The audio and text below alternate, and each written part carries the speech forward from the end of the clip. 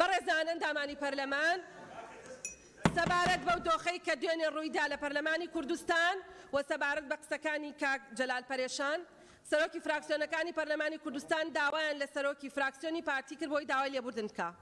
سەرۆکی فراکسیۆنی پارتی داوای لێبوردنی کرد بەڵام سەرۆکی فراکسیۆنەکانی تر ڕەزامەند نەبوون بە شێوازی داوای لێبوردنەکە. ئێمەش لە پەرلەمانی کوردستان کاتێک کە کێبەرکێ لە بینی دوو بەرە دروست دەبێت ناچارین بە دەنگدانێک لای بکەینەوە. ئێمەم بابەتەمان خستە دەنگدان 46 ئەندامی پەرلەمان ڕەزامەند بوون بە داوای لێبوردنەکە لە گەلی کوردستان و 32 ئەندامی پەرلەمان ڕەزامەند نەبوون بە داوای لێبوردنەکە لە گەلی کوردستان. ئێمە بەو شێوەیە دەست بە جێبەجێکردنی بڕگەی دووەمی بەرنامەی کارەکەمانەکەین. بڕگەی یەکەمی بەرنامەی کارەکەمانەکەین کە بریتیە لە خوێندنەوەی دووەم بۆ پرۆژە یاسای هەمواری پیادەکردنی یاسای بازرگانی عێراقی ژمارە 30 ساڵی 1984 لە هەرێمی کوردستان عێراق. فەرموون. بەڕێز سەرۆکی پەرلەمان، ئەمە دەقی راپۆرتی لژنەی یاساییە بۆ سەرۆکاتی پەرلەمانی کوردستان بابەت راپۆرتی لژنەی تایبەتمەند کە ڕاستاندنی بۆ کراوە لەلایەن لژنەی کاروباری یاسایی. لژنەی کاروباری یاسایی ڕۆژی چوارشەمە ڕێکەوتی 20/2021 کاتژمێر 11 بەیانی کوبوونەوەی خۆی ئەنجامدا بە مەبەستی پێداچوونەوە و داڕشتنی یاسایی و دڵنیابوون لە دژنەبوونی دەقەکان لەگەڵ دەستور و یاسا کارپێکراوەکان بەپێ حکومەکانی مادەی 85 بڕگەکانی یەکەم و سێەم تایبەت بە راپۆرتی لژنەی وزە و سامانە سروشتیەکان و پیشەسازی و بازرگانی سەبارەت بە خوێندنەوەی دووەم بۆ پرۆژە یاسای هەمواری پیادەکردنی یاسای بازرگانی عێراقی ژمارە 30 ساڵی 1984 لە هەرێمی کوردستان داش عێراق. لژنەی یاسایی ئەم داڕشتنەوەی خوارەوەی پێپەسەندە. پرۆژە یاسای هەمواری پیادەکردنی یاسای بازرگانی عێراقی ژمارە 30 ساڵی 1984 لە هەرێمی کوردستان داش عێراق. مادە 1 مادەی 24 لە یاساکە هەمواری پیادەکردنی دەکرێت و بڕگەیەک بە زنجیرەی یەکەم زیاد دەکرێت و زنجیرەی بڕگەکانی دواتە ڕێک دەخرێتەوە و بەم شێوەی خوارەوە دەخوێندرێتەوە. یەکەم وەزارەتی بازرگانی و پیشەسازی لە هەرێمی کوردستان داش عێراق لایەنی تایبەتمەند دەبێت بە تۆمارکردنی ناوی بازرگانی و ڕێخستنی تۆمارنامەی بازرگانی. دوو ئەنجومەنی وەزیران ئەرکی پێکاتەکانی وەزارەت لە ڕووی ڕێخستنی تۆمارنامەی بازرگانی و پێدانی ناوی بازرگانی بە پێڕاوێک ڕێک دەخات. مادە 2 دەقی بڕگەی یەکەم لە مادە 25 یاساکە هەمواری پیادەکردنی دەکرێت و بەم شێوەی خوارەوە دەخوێندرێتەوە. یەکەم پێویستە لەسەر تۆمارکاری ناوە بازرگانیەکان تۆماری ناوی بازرگانی بکات بە مەرجێک گونجاو بێت لەگەل حکومەکانی ئەم یاسایە و ڕەتی بکاتەوە ئەگەر پێچاوانەی بێت پێویستە بڕیارەکەی بڵاو بکاتەوە جاچێ بە تۆمارکردنی بێت یان بە ڕەتکردنەوەی لە بڵاوکراوەی تایبەت بە ناوە بازرگانیەکان کە بۆ ئەم مەبەستە دەری دەکات. مادە 3 مادەی 26 هەڵەی ئەوە 26 دروست بە قانونی عێراقی 26 مادەی 26 لە یاساکە هەمواری پیادەکردنی دەکرێت و بەم شێوەی خوارەوە دەخوێندرێتەوە. وەزارەتی بازرگانی و پیشەسازی لە هەرێمی کوردستان داش عێراق ئەرکەکانی هاتوو لەم یاسایە پەیوەست بە تۆمارکردنی ناوە بازرگانیەکان و تۆمارنامەی بازرگانی دەگرێتە ئەستۆ. مادە 4 دەستەواژەکانی ژوورەکانی بازرگانی و پیشەسازیەکان و یەکێتی ژوورە بازرگانی و پیشەسازی عێراقیەکان و ژووری بازرگانی و پیشەسازی تایبەتمەند کە لە مادەکانی 27 29 31 32 بەرگەی دووەمی مادەی 36 یاساکە هاتوون دەگۆڕدرێنەوە بە دەستەواژەی وەزارەتی بازرگانی و پیشەسازی لە هەرێمی کوردستان داش عێراق. مادە 5 ڕسمی تایبەت بە تۆمارکردنی ناوە بازرگانیەکان و تۆمارکردنی لە تۆمارنامەی بازرگانی و هەموو بابەتەکانی پەیوەندیدار پێیەوە بە ڕێنمایی دیاری دەکرێت کە وەزیری بازرگانی و پیشەسازی لە هەرێمی کوردستان داش عێراق بە هەمانگی لەگەڵ وەزیری ئیدارەی و ئابووری دەری دەکات. مادە 6 پێویستە لەسەر لایەنە پەیوەندیدارەکان حکومەکانی ئەم یاسا جێبەجێ بکەن. مادە 7 کار بە دەقی هیچ یاسا و بڕیارێک ناکرێت کە لەگەڵ حکومەکانی ئەم یاسادا ناکۆک بێت. مادە 8 ئەم یاسایە لە ڕێکەوتی بڵاوکردنەوەی لە ڕۆژنامەی فەرمی وەقایعی کوردستان جێبەجێ دەکرێت.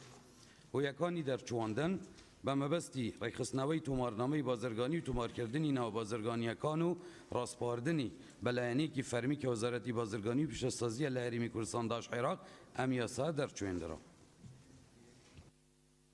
بەڵێ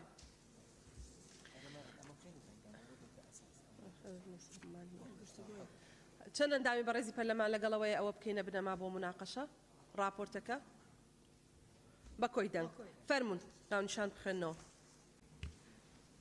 پرۆژە یاسای هەمواری پیادەکردنی یاسای بازرگانی عێراق ژمارە 30 ساڵی 1984 لە هەرێمی کوردستانی عێراق. کێ قسەی لەسەر ئەو مادەیە هەیە لەسەر ئەو عینوانە هەیە کەس مادەی دوایەوە مادەیەک مادەی 24 لە یاساکەی هەمواری پیادەکردین دەکرێت و برگەیەک بە زنجیرەی یەکەم زیاد دەکرێت و زنجیرەی بەرگەکانی دواتر ڕێک دەخرێتەوە و بەم شێوەی خوارەوە دەخوێنرێتەوە. یەکەم یەک وزارەتی بازرگانی و پیشەسازی لە هەرێمی کوردستانی عێراق لایەنەی تایبەتمەند دەبێت بە تۆمارکردنی ناوی بازرگانی و ڕێخستنی تۆمارنامەی بازرگانی. دوو ئەنجومەنی وەزیران ئەرکی پێکهاتەکانی وزارەت لە ڕووی ڕێخستنی تۆمارنامەی بازرگانی و پێدانی ناوی بازرگانی بە پەیڕەوێک ڕێک دەخات. بەڕێزان سەبارەت بە مادەی یەکێ قسەی هەیە مادەی دوو مادە دوو دقی بەرگە یەکەم لە مادەی 25 یاساکە هەمواری پیادەکردنی دەکرێت و بەم شێوەی خوارەوە دەخوێنرێتەوە. یەکەم پێویستە لەسەر تۆمارکاری ناوی بازرگانیەکان تۆماری ناوی بازرگانی بکات بە مەرجێ گونجاو بێت لەگەڵ حکومەکانی ئەم یاسایە وەڕەتی بکاتەوە ئەگەر پێچەوانە بێت و پێویستە بڕگەکەی بڕیارەکەی بڵاو بکاتەوە و چ بە تۆمارکردنی بێت یان ڕەتکردنەوەی لە بڵاوکراوەی تایبەت بە ناوی بازرگانیەکان کە بۆ ئەم مەبەستە دەری دەکات. مادەی دوو کێ قسەی هەیە مادەی سێ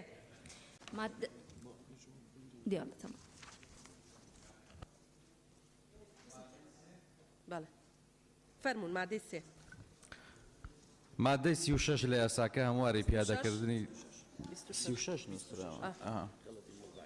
باش مادەی 26 لە یاساکە هەمواری پیادەکردنی یەکرێت و بەم شێوەی خوارەوە دەخوێنرێتەوە. وەزارەتی بازرگانی و پیشەسازی لە هەرێمی کوردستان عێراق ئەرکەکانی هاتوو لەم یاسایە پێوەست بە تۆمارکردنی ناوە بازرگانیەکان و تۆمارنامەی بازرگانی دەگرێتە ئەستۆ. کێ قسەی هەیە هەر بەڕێزێک لەسەر مادە سێ کەس قسەی نییە. مادە چوار مادەی 4 دەستەواژەکانی ژوورە بازرگانی و پیشەسازیەکان و یەکێتی ژوورە بازرگانی و پیشەسازی عێراقیەکان و ژووری بازرگانی و پیشەسازی تایبەتمەند کە لە مادەکانی 27 و 29 و 31 و 32 بڕگەی دووەمی مادەی 26 یاساکە هاتوون دەگۆڕدرێنەوە بە دەستەواژەی وەزارەتی بازرگانی و پیشەسازی لە هەرێمی کوردستانی عێراق. ڕێزێک لەسەر ئەو مادەیە قسەی هەیە کاکتۆر بژار لەسەر ئەو ڕقەمانە دواتر یەک هین بکەرەوە باشە ئەو مادەی 27 و 29 و 31 و 32 وڵا قسەمان بۆ بکەی فەرموو. بەڕێ سەرۆکی پەرلەمان ئەو ڕقەمانە هەمووی دروستن بە دەقیقی تەماشای یاسای بازرگانی عێراقیم کردیە تەدقیقم کردیە هەموو مادەکان دروستن لەگەڵ بڕگەکان تەنیا ئەمەی مادەی سێ کە لە بیدات کە ڕۆپۆرتەکەم خوێند ئەو 36 بە 26م خوێند ئەوە هەڵی مەطبعی ئەو سێ لەبەرەوە سێ و دوو وەکو یەک دەنووسرێت تقریبا مادە چوار هەر 36 وانە بەڵێ مادە 4 27 29 31 32 و بەرگەی دووەمی مادەی 36 زۆر سپاس تەدقیقم کردیە دڵنیابل دەستان خۆش بێ. مادە 5 فەرموون.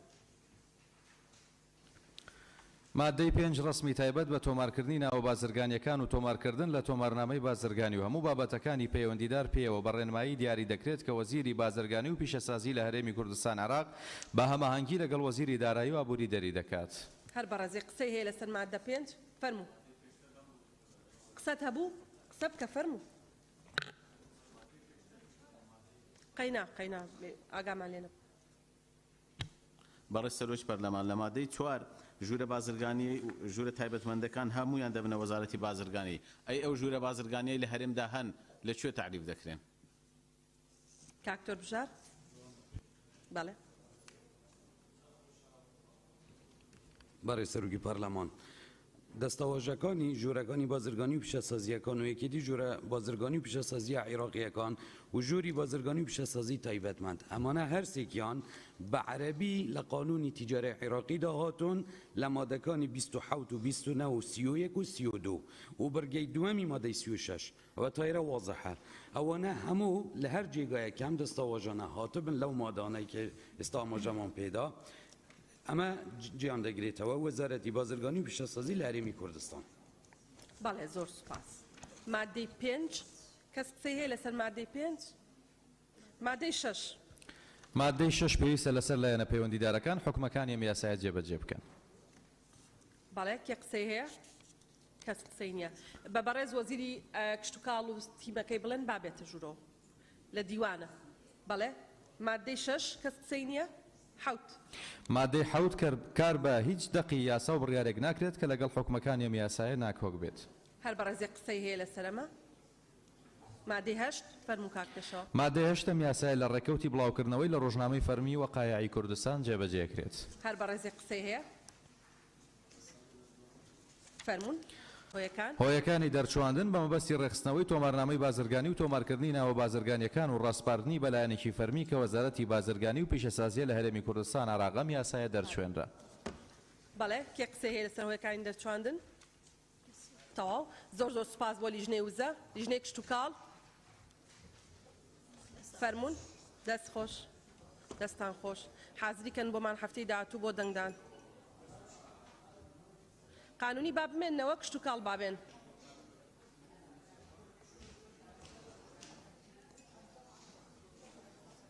عەلەیکوم ئەسسەلام بەڵێ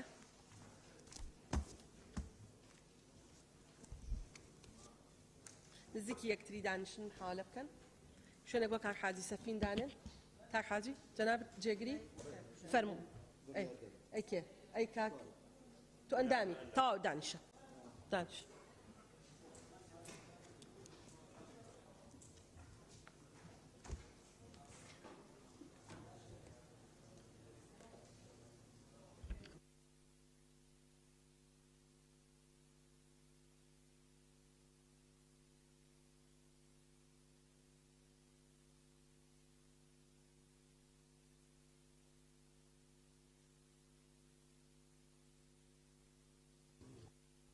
راپۆرت بخێنەوە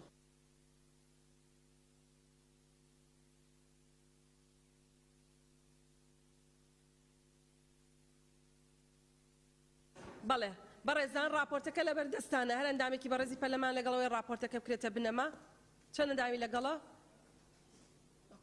بە کۆی دەنگ هات بەڕێز وەزیری بە کشت و کاڵ با بفەرمێ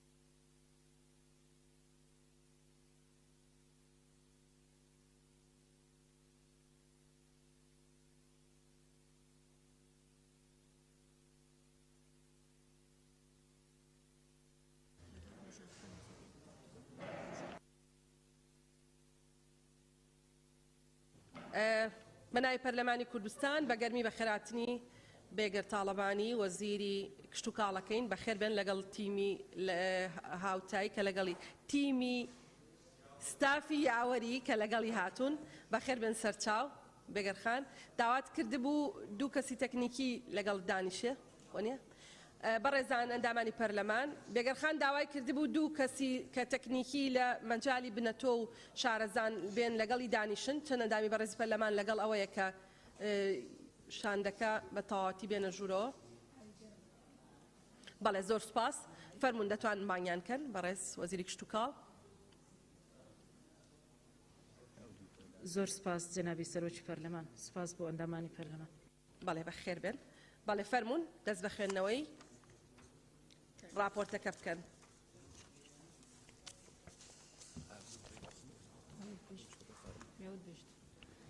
برای سروکا پارلمانی دست بکنیم. بەڵێ فەرموو عینوان بخوێندنەوە یەکەم جار. بو سروکاتی پارلمانی کردستان بابت راپورتی لیژنەی تایبەتمەند کە ڕاستواندنی بۆ کراوە لەلایەن لیژنەی کاروباری یاسایی. لیژنەی کاروباری یاسایی ڕۆژی چوارشەممە ڕێکەوتی 2021 کاتژمێر 12 کۆبوونەوەی خۆی ئەنجامدا بە مەبەستی پێداچوونەوە و داڕشتنی یاسایی و دڵنیابوون لە دژنەبوونی دەقەکان لەگەڵ دەستور و یاسا کارپێکراوەکان بەپێی حکومەکانی مادەی 85 برگەکانی یەکەم و سێەم تایبەت بە راپۆرتی لیژنەی کشتوکاڵ و ئاودێری سەبارەت بە خوێندنەوەی دووەم بۆ پرۆژە یاسای هاوردەکردن و بەرهەمهێنانی بنەتوو و شەتل و تومارکردن و پەسەندکردن و پارێزگاریکردن لە تەرزە کشتوکاڵیەکان لە هەرێمی کوردستان عێراق لیژنەی یاسای ئەم داڕشتنەوەی خوارەوە پێ پەسەندە. پروژه یاسایی برهمهێنان و هاوردەکردنی بنەتوو شەتل و تومارکردن و پەسەندکردن و پارێزگاریکردن لە تەرزە کشتوکاڵیەکان لە هەرێمی کوردستان عێراق. بەڵێ سپاس تاو دەست بۆ مناقەشاکەین چونکە خستمانە دەنگدان پێشتر. بەڕێزان سەبارەت بە ناونیشانی ئەو پرۆژە یاسایە هەر بەڕێزێک قسەی هەیە با بفەرمێ دەست بەرزکاتەوە. کەس قسەی نییە؟ بەڵێ بەڕێز جەنابی وەزیر بەڕێستان قسەتان هەیە؟ بەڕێز سەرۆکی پەرلەمان هیچ قسەیەکمان نییە. سپاس. بەڵێ مادەی یەک خوێندنەوە فەرموو. برای سروکا پارلمانی بەشی یەکەم پێناسە و ئامانجەکان مادەی یەکەم بوو مەبەستی حکومەکانی ئەم یاسا دەستەواژانەی خوارەوە مانەکانی بەرامبەریان دەگەیەنن. یەکەم هەرێمی کوردستان عێراق. دووەم وەزارەتی کشتوکاڵ و سەرچاوەکانی ئەوی هەرێم. سێەم وەزیری کشتوکاڵ و سەرچاوەکانی ئەوی هەرێم. چوارەم بەڕێوەبەرایەتی گشتی توێژینەوە و ڕێنمایی کشتوکاڵی. پێنجەم بەڕێوەبەرایەتی گشتی کشتوکاڵ بەڕێوەبەرایەتی گشتی کشتوکاڵی پارێزگاکان. شەشەم بەشی بەرهەمهێنان و پەسەندکردنی بنەتوو لە بەڕێوەبەرایەتی گشتی توێژینەوە و ڕێنمایی کشتوکاڵی. حوتەم بنەتوو ئەو بەشەیە کە بوو زیادبوونی ڕوەک بەکاردێت وەک بنەتووی گەنم جوونیسک پیاز برالە پەتاتە. هەشتەم پلە مەبەست لێی پلەی بنەتوویە بە پێی خەسلەتی هونەری و خاوێنی بوو ماوەی دیار دەکرێت. نوێم توی بەخێوکەر ئەو توەیە کە بە برێکی زۆر کەم بەرهەم دەهێنێت لە ژێر سەرپەرشتی و چاودێری ڕاستەوخۆی بەخێوکەری ڕوەک لە بەڕێوەبەرایەتی توێژینەوەکان یان زانکۆکان. دەیەم توی بنەرەتی ئەو توەیە کە لە توی بەخێوکەر بەرهەم دەهێنێت لەلایەن توێژینەوە کشتوکاڵیەکان یان کۆمپانیای تایبەتمەند لە بواری کشتوکاڵی و لە ڕووی بووماوەی بەرزترین ئاستی خاوێنی هەیە بەراورد بە توی تومارکراو و پەسەندکراو. یازدەیەم توی تومارکراو ئەو توەیە کە لە چاندنی توی بنەرەت یان توی تومارکراوی دیکە بەرهەم دەهێنرێت لەلایەن توێژینەوە کشتوکاڵیەکان یان جوتیاری نمونەیی و ئاستی خاوێنی لە ڕووی خەسلەتی بوومایی بەرزە. دوازدەیەم توی پەسەندکراو ئەو توەیە کە لە توی بنەرەت یان توی تومارکراو یان توی پەسەندکراوی دیکە بەرهەم دەهێنرێت لەلایەن جوتیاری نمونەیی و خەسلەتی بووماوەیی هاوشێوەی تەرزی چاندراوی تێدا بەدی دەکرێت.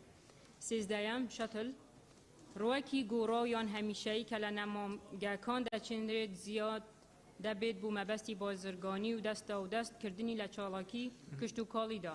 چواردەیەم تەرس کۆمەڵێک ڕوەکی خاوێنی لە یەکچووە لە ڕووی بووماوەییە بە خەسلەتی دیاریکراو لە تەرزەکانی تری هەمان جووری ڕوەک جیا دەکرێتەوە. پازدەیەم ڕێبەری تەرزە کشتوکاڵیەکان لیستی ناوی تەرزە کشتوکاڵیە پەسەندکراوەکانە کە لە لیژنەی نیشتیمانی بوو تومارکردن و پەسەندکردن و پارێزگاریکردن لە تەرزە کشتوکاڵیەکان دەردەچێت. شازدەیەم ئێستا ڕێکخراوێکی سەربەخۆی قازانج نەویستە تایبەتە بە بواری کشتوکاڵی و گرنگی دەدات بە بەرە و پێشبردننی بواری بنەتوو ساڵانە پەیرە و ڕێنمایی نوێ لەم بوارەدا دەردەکات. حەڤدەیەم کۆمپانیای دامەزرا بە پێی یاسا بەرکارەکان و پێویستە ئەمولەتی بەرهەمهێنانی بنەتوو یان هاوردەکردنی یان هەردوو کیانی هەبێت. هەژدەیەم لیژنەی باڵا لیژنەیەکی تایبەتە بە تومارکردن و پەسەندکردن و پارێزگاریکردن لە تەرزە پەسەندکراوە لە عێراق و هەرێمی کوردستان کە بارەگاکەی لە هەولێرە. سپاس. ئەگەر لیژنە بەپی پرۆتۆکۆل دانیشن کاکشوان ڕۆژان خانیان لەگەڵ حاج سەفینجیەکانتان بگۆڕنەوە باشترە وەکو سەرۆکایەتی لیژنەکان. بەڵێ بەڕێزان بۆ گفتوگۆکردن لەسەر ئەم مادەیە هەر بەڕێزێک ئەوێت ناوی خۆی تۆمارکە بۆ گفتوگۆکردن با بفەرمێت ناوەکان بنووسن.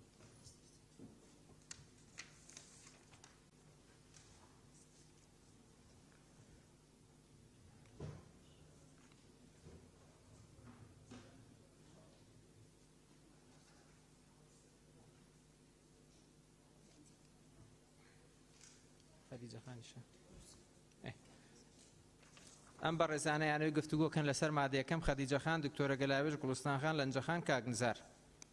خەدیجە خان فەرموو.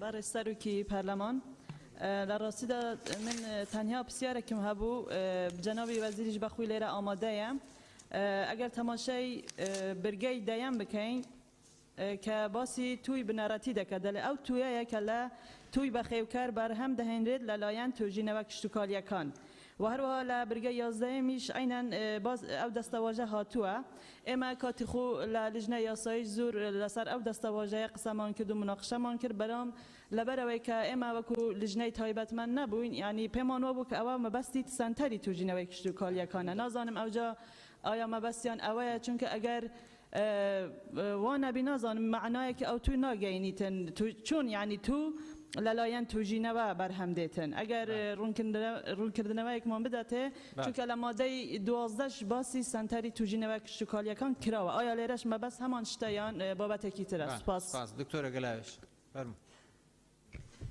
بەڕێز سەرۆکی پەرلەمان لێرە زۆر باسی بۆ ماوەی تۆەکان دەکرێتن ئایا وەزارەتی کشتتوکاڵ سنتەرێک و مختبەرێک و تاقیگەیەکی وای هەیە کە لە ڕووی DNA لە تۆەکان بکۆڵێتەوە کە باسی بۆ ماوە دەکاتن بۆ ماوەی تۆەکان ئێمە دەڵێ بۆ ماوەی تۆیەکان پەسەند کرابێتن زۆر باسی خەسڵەتی بۆ ماوەیی تەرز کە کۆمەڵێک ڕۆکی خاوێنی لە یەکچوو لە ڕووی بۆ ماوەیەوە ئەوانە هەموو پێویستی بە توێژینەوە هەیە و پێویستی بە لێکدانەوە هەیە لە تاقیگەیەکی پێشکەوتووی کشتتوکاڵی. زۆر سپاس. سپاس. گوڵستان خان.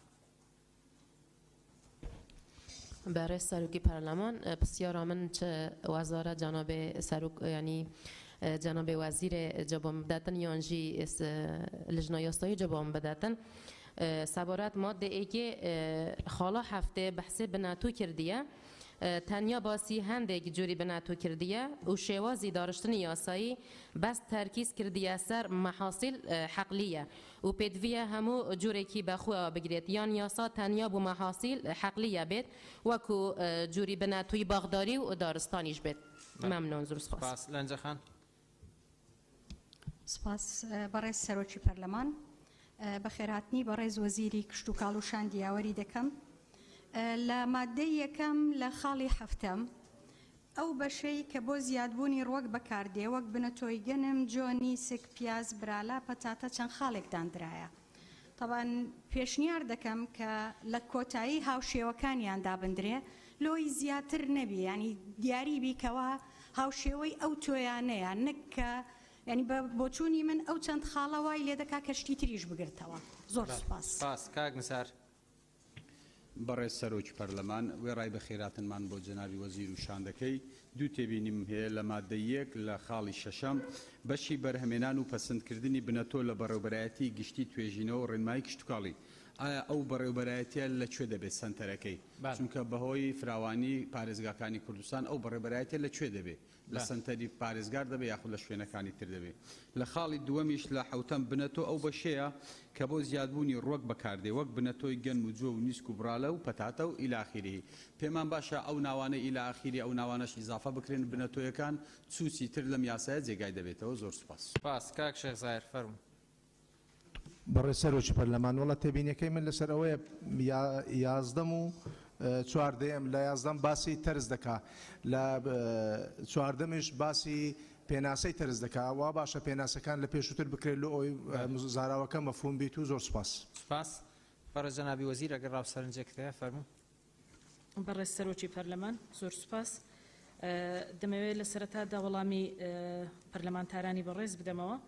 خاڵی یەکەم باس لە توێژینەوە کشت و کاڵیەکان دەکا طبعاً ئێمە ئەو بنەتەوانەی کە دەهێنرێتە هەرێمی کوردستان چ کۆمپانیا بێت یاخود جوتیارێکی نمونەی بێت کە توێژینەوەیەک دەکا لەژێر ئیشرافی بەڕێوەبەرایەتی یاخود بەشەکانی توێژینەوە کشت و کاڵیەکانی ئێمە لە پارێزگاکانی هەرێمی کوردستان دەکرێت و بەڕێوەبەرایەتی گشتی توێژینە و ڕێنمایی کشت و کاڵی کە لە سنتەری شاری هەولێرە مدیریەتی عامەکە سەرپەرشتی دەکا بۆیە ئێمە مەبەستمان کە دەڵین لەلایەن توێژینەوە کشت و کاڵیەکان مەبەستمان لەو بەشانەی خۆمانە کە لە پارێزگاکانی هەرێمی کوردستان وجودیان هەیە و ئیشرافی توێژینەوەکان دەکەن و وەکو وەزارەتیش ئێمە بەشەکانی خۆمان مافی توێژینەوەیان هەیە لەسەر هەر بنەتۆیەک ئەگەر بمانەوێ بە ناوی وەزارەتی کشت و کاڵ و سەرچاوەکانی ئاو تۆمار بکرێ و لە هەمان کاتیشدا کۆمپانیایەک یاخود جوتیارێکی نمونەیە کە دەیەوێت توێژینەوەیەک بکە ئەوانیش ئەو مافەیان هەیە ئێمە مەبەستمان لە توێژینەوە کشت و کاڵیەکان مەبەستمان لە بەشەکانی خۆمانەوە ئەو توێژینەوانەیە کە وەکو وەزارەت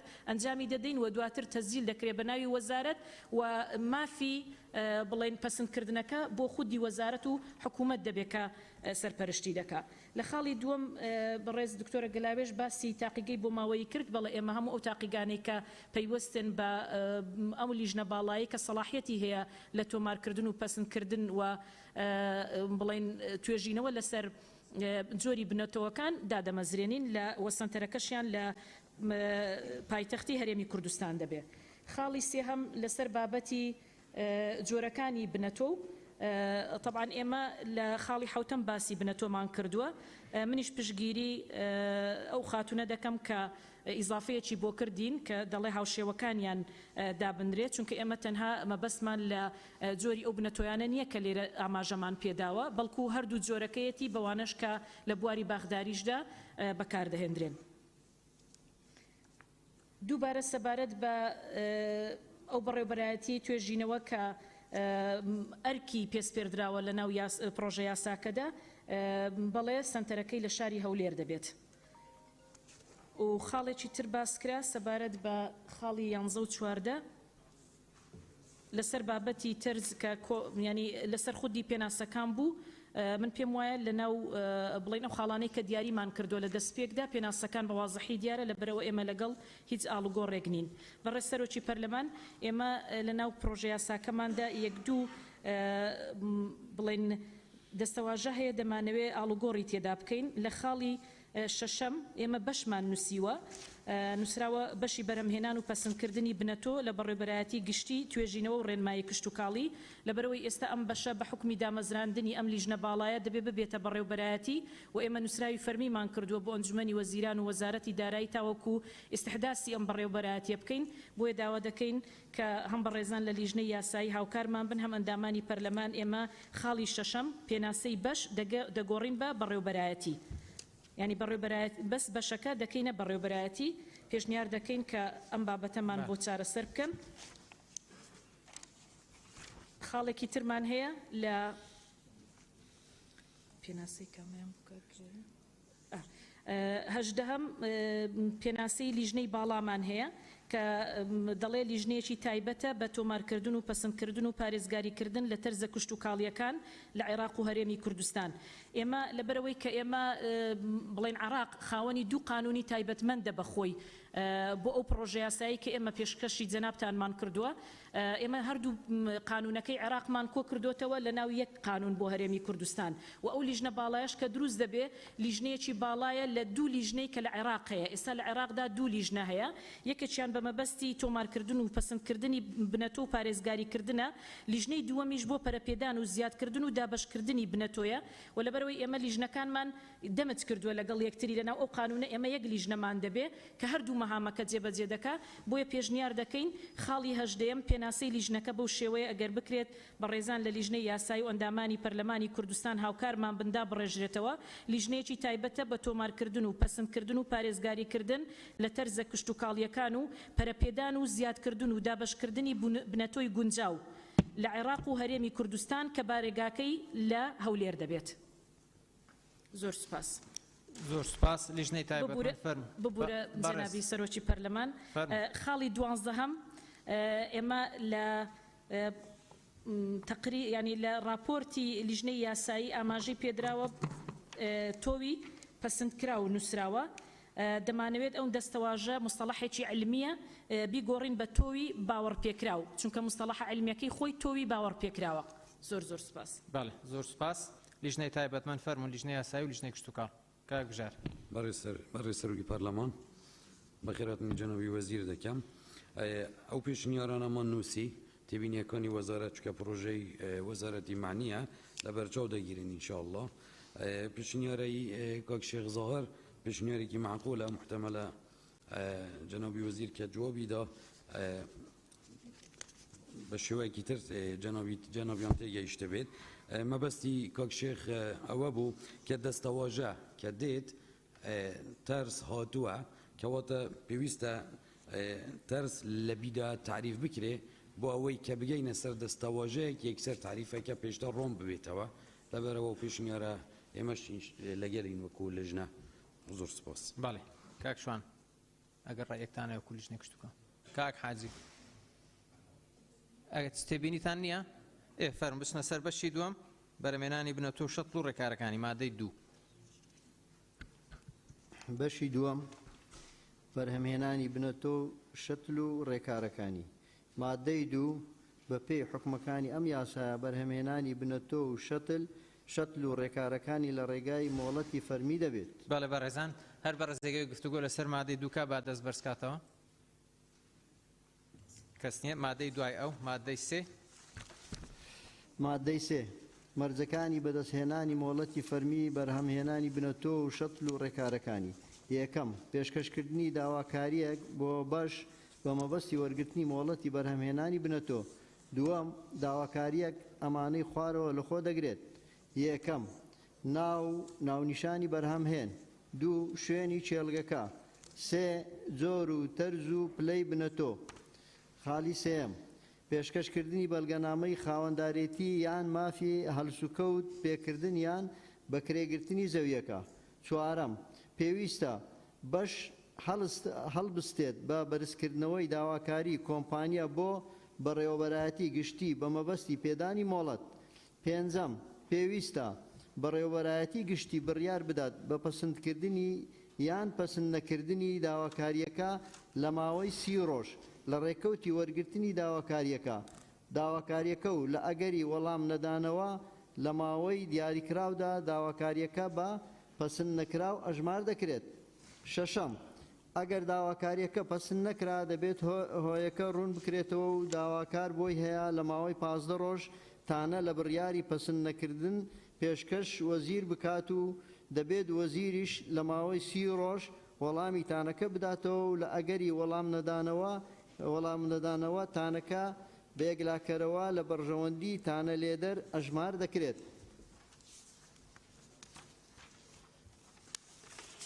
حوتەم داواکار دەبێت بڕی 50,000 دینار بدات بەرامبەر مۆڵەتی بەرهەمهێنانی بنەتۆ و شەتل. بەڵێ بەڕێزان لەسەر ئەم مادەیە بە ڕێزەگەی و گفتوگۆکات.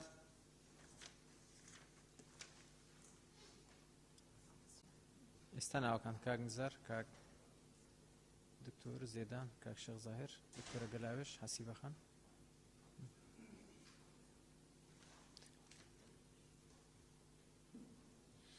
بەڵێ بەڕێزان ئەوانەی کە ئەیانەوێت گفتوگۆ لەسەر ئەم مادەیە بکەن حەسیبەخان کاک دکتۆر زێدان کاک شێخ زاهر کاک نزار دکتۆرە گەلاوێش. حەسیبەخان فەرموو. بە ناوی خوای گەورە و میهرەبان بەخێر هاتنی بەڕێزان تیمی حکوومەت کە بەڕێز وەزیری کشتتوکاڵ و تیمی یاوەری دەکەم.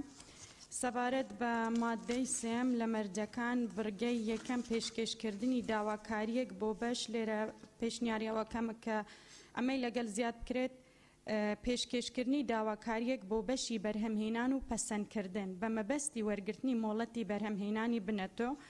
لە بڵین لە هەمان مادە بڕگەی 4 پێویستە بەش هەڵبستێت بە بەرزکردنەوەی داواکاری کۆمپانیا بۆ بەڕێوەبەرایەتی بە مەبەستی پێدانی مۆڵەت. لە بڕگەی 5دا مادەم کە کات دیارکرایە بەڕای من لە بڕگەی 4میش پێویستە کاتێک بۆ بەش دیار بکرێتن بۆ بەرزکردنەوەی ماوەی داواکاری کۆمپانیا یان کەسیەکان. بۆیە من بەو شێوەیە پێشنیارەکەم پێویستە بەش هەڵبستێت بە بەرزکردنەوەی داواکاری کۆمپانیا لە ماوەی 15 ڕۆژ بۆ بەڕێوەبەرایەتی گشتی بە مەبەستی پێدانی مۆڵەت. لە برگەی شەشەم ئەگەر برگەی پێنجەم و شەشەم ئەگەر تەماشە بکەین تۆزێک مادەم لە بڵین برگەی یەکەم باس مەرجی بۆ داناوە پێویستە لێرانە یعنی هەر شتێک کە وەڵام نەدراوە ڕاستەوخۆ مافی خاوەندارەتی نەگەڕێتەوە بۆ کەس لەوانەیە ئەو داواکاریە کە ئاراستەی وەزارەتیان ئەو بەشە ئەکرێتن مەرجەکان نەیگرێتەوە بۆیە تەحەفوز بکرێ باشترە پێنجەم پێویستە بەرەوبەرایەتی گشتی بڕیار بدات بە پەسەندکردن یان پەسەند نەکردنی داواکاریەکە لە ماوەی 30 ڕۆژ لە ڕێکەوتی وەرگرتنی داواکاریەکە لێرە ئەوە بێت ینی لێرەدا کۆتا بێتن ئەو لەگەری وەڵام نەدانەوە ئاسایی نابینم کە کۆمپانیاکە ببن بە خاوەندار برگەی شەشەمی هەمان مادە ئەگەر داواکاریەکە پەسەند نەکرا لە بڕی دەبێت ئەمریە و بکەنە پێویستە هۆیەکە ڕوون بکرێتەوە و داواکار بۆی هەیە لە ماوەی 15 ڕۆژ تانە لە بڕیاری پەسەندکردن پێشکەش بە وەزیر بکات و ئێستا بکرێتە ئەمر لەسەر وەزیر دەبێت وەزیریش لە ماوەی 30 ڕۆژ وەڵامی تانەکە بداتەوە وەلە ئەگەری وەڵام نەدانەوەی تانەکە بە یەکلایی کەرەوە لە بەرژەوەندی تانە لێدەر ئەژمار دەکرێت ئەو هەندە برگەی دوایی زیادە لەگەڵی سوپاسانەکەم کاکتۆر زێدان بەڕێز سەرۆکی پەرلەمان بە خێراتنی بەڕێز وەزیر دەکەین لەگەڵ ستافی بەڕێزیان تێبینەکەی من لەسەر مادەی سێ ئەوەیە خاڵی یەکەم و چوارەم لێک بدرێ و خاڵی دووهەم و سێەم دەکرێت ئێمە بڵێن سەرجەم مەرجەکان و داواکاریەکان لە ڕێنماییەکان دەستنیشان دەکرێت چونکە ئێمە لە مادەی 16 ڕێنمایی تایبەت دەردەکرێت بۆ ئاسانکردن و جێبەجێکردنی بڕگەکانی ئەم یاسایە دەکرێت بەشێکی زۆر لەوانە کورد بکرێتەوە لە ناو ڕێنمایەکاندا ئاماژە پێ بکرێت چونکە ڕێنمایەکان قابلەوە دەبێت کە وەزارەت ساڵانە ڕێنمایی نوێ و جۆرا زۆر دەربکات نەک لە یاساکەدا تەزبیت بکرێت کە هەندێک بڕگەکان پێویست ناکە لێرە ئاماژە پێ بکرێت زۆر سپاس کاک شێخ زاهر بەڕێز سەرۆکی پەرلەمان مادەی سێ باسی لە بەرهەمهێن کراوە بە شێوەیەکی مطلقی پرسیار ئەوەیە ئایا بەرهەمهێن چێە هەر کەسێک دەتوانی ئەم کارە ئەنجام بدات و پێم باشە ئەگەر وانە پێناسەیەک لە سەرەتا پێناسەیەکی بەرهەمهێن بکرێ ئایا چ خەستەتێک و سفتێکی تێدا بێت لۆی بتوانێت ئەم کارە ئەنجام بدات و زۆر سوپاس سپاس کاک نزار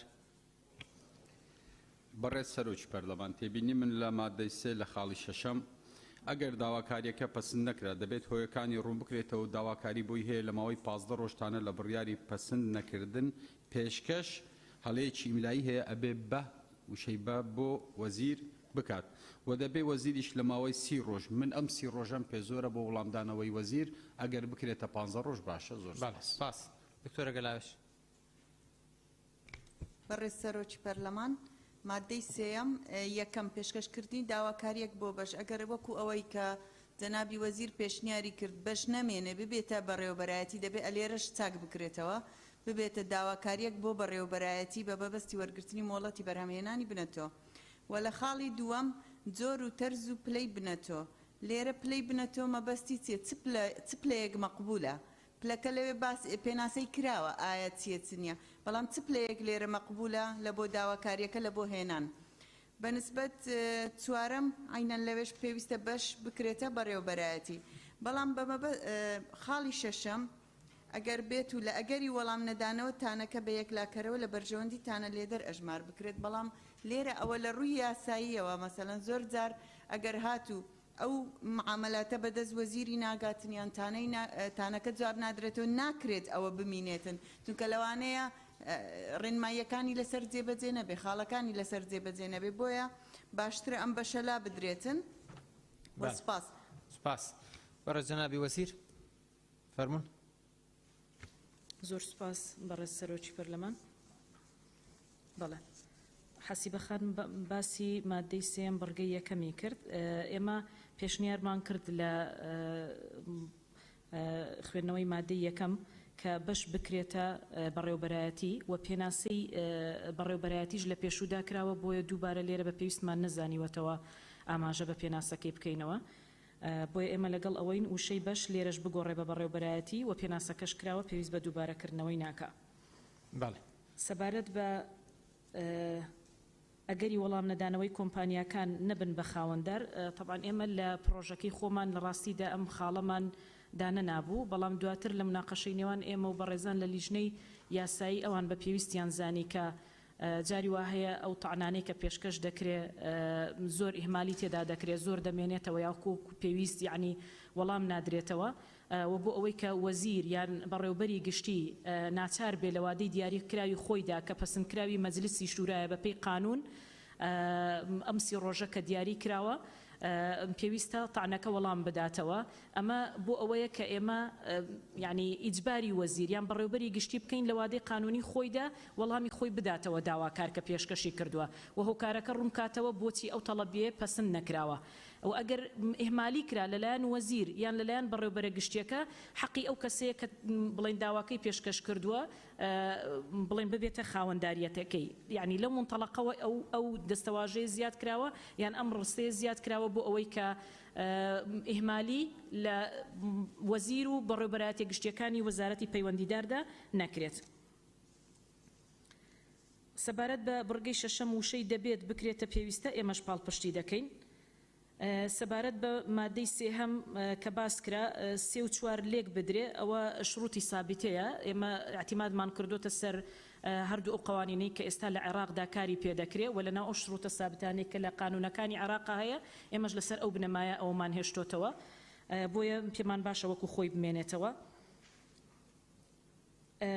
چێن ئەو کەسانەی کە دەتوانن یعنی پێناسەی بەرهەم هەند چێە ئێمە لە سەرەتای پێناسەکاندا باسمان کردووە وتومانە بەڕێوبەرایەتی توێژینەوەیان بەشەکانی توێژینەوە یا ئەو فەرمانبەرانەی کە لە بواری توێژینەوەدا کار دەکەن لە سلکی حکوومەتدا دەتوانن توێژینەوە ئەنجام بدەن لەم بوارەدا و کۆمپانیاکانیش ئاماژەمان پێداوە یان جوتیاری نمونەی دەتوانێت جوتیاری نمونەی کە توانە و خیبرەیەکی باشی هەیە لە مەجای توێژینەوەدا دەتوانێت توێژینەوە ئەنجامدا لەژێر ئیشرافی وەزارەتی کشتتوکاڵ و بەڕێبەرایەتی گشتی توێژینەوە و ڕێنمایی کشتتوکاڵی. سەبارەت بە سی ڕۆژەکە وەکووتم ئێمە دوای تاوتویەکی زۆر ئەمە شروطێکی قانونیە ئەو سی ڕۆژە مولزەمەکە لەم وادەی دیاریکراوی خۆیدا کاتێک کە ئەو کەسی کە تەڵەبەکە تەقدیم دەکات لە ماوەی 15 ڕۆژدا تەحویلی لای وەزیر دەکرێت وەکووتم بۆ ئەوی کە لە ماوەی 30 ڕۆژدا سەڵاتێک دراوەتە وەزیر بۆ ئەوی کە بتوانێت جاری وای خۆتان دەزانن سەراحەت یعنی نووسراوەکان یەکسەر لە ماوەی 1 ڕۆژ 2 ڕۆژ یان مەسەلەن 3 ڕۆژدا ناگاتە وەزارەت چونکە کۆمەڵێک ڕێکاری هەیە لە بەڕێوبەرایەتی و بەشەکان کە لە پارێزگاکانەوە تاوەکو دەگاتە دیوانی وەزارەت تاوەکو دەگاتە بەڕێوبەرایەتی گشتی پەیوەندیدار بۆی ئەو مودەتە دیاری کراوە و لە ڕووی قانونیەوە پێم وایە مودەتێکی گونجاوە.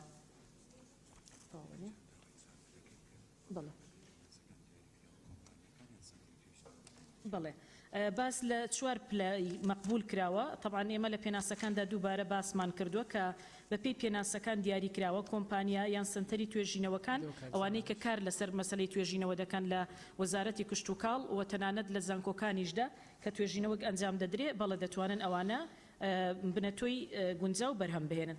زۆر سپاس زۆر سپاس لیژنەی تایبەتمەند فەرمون.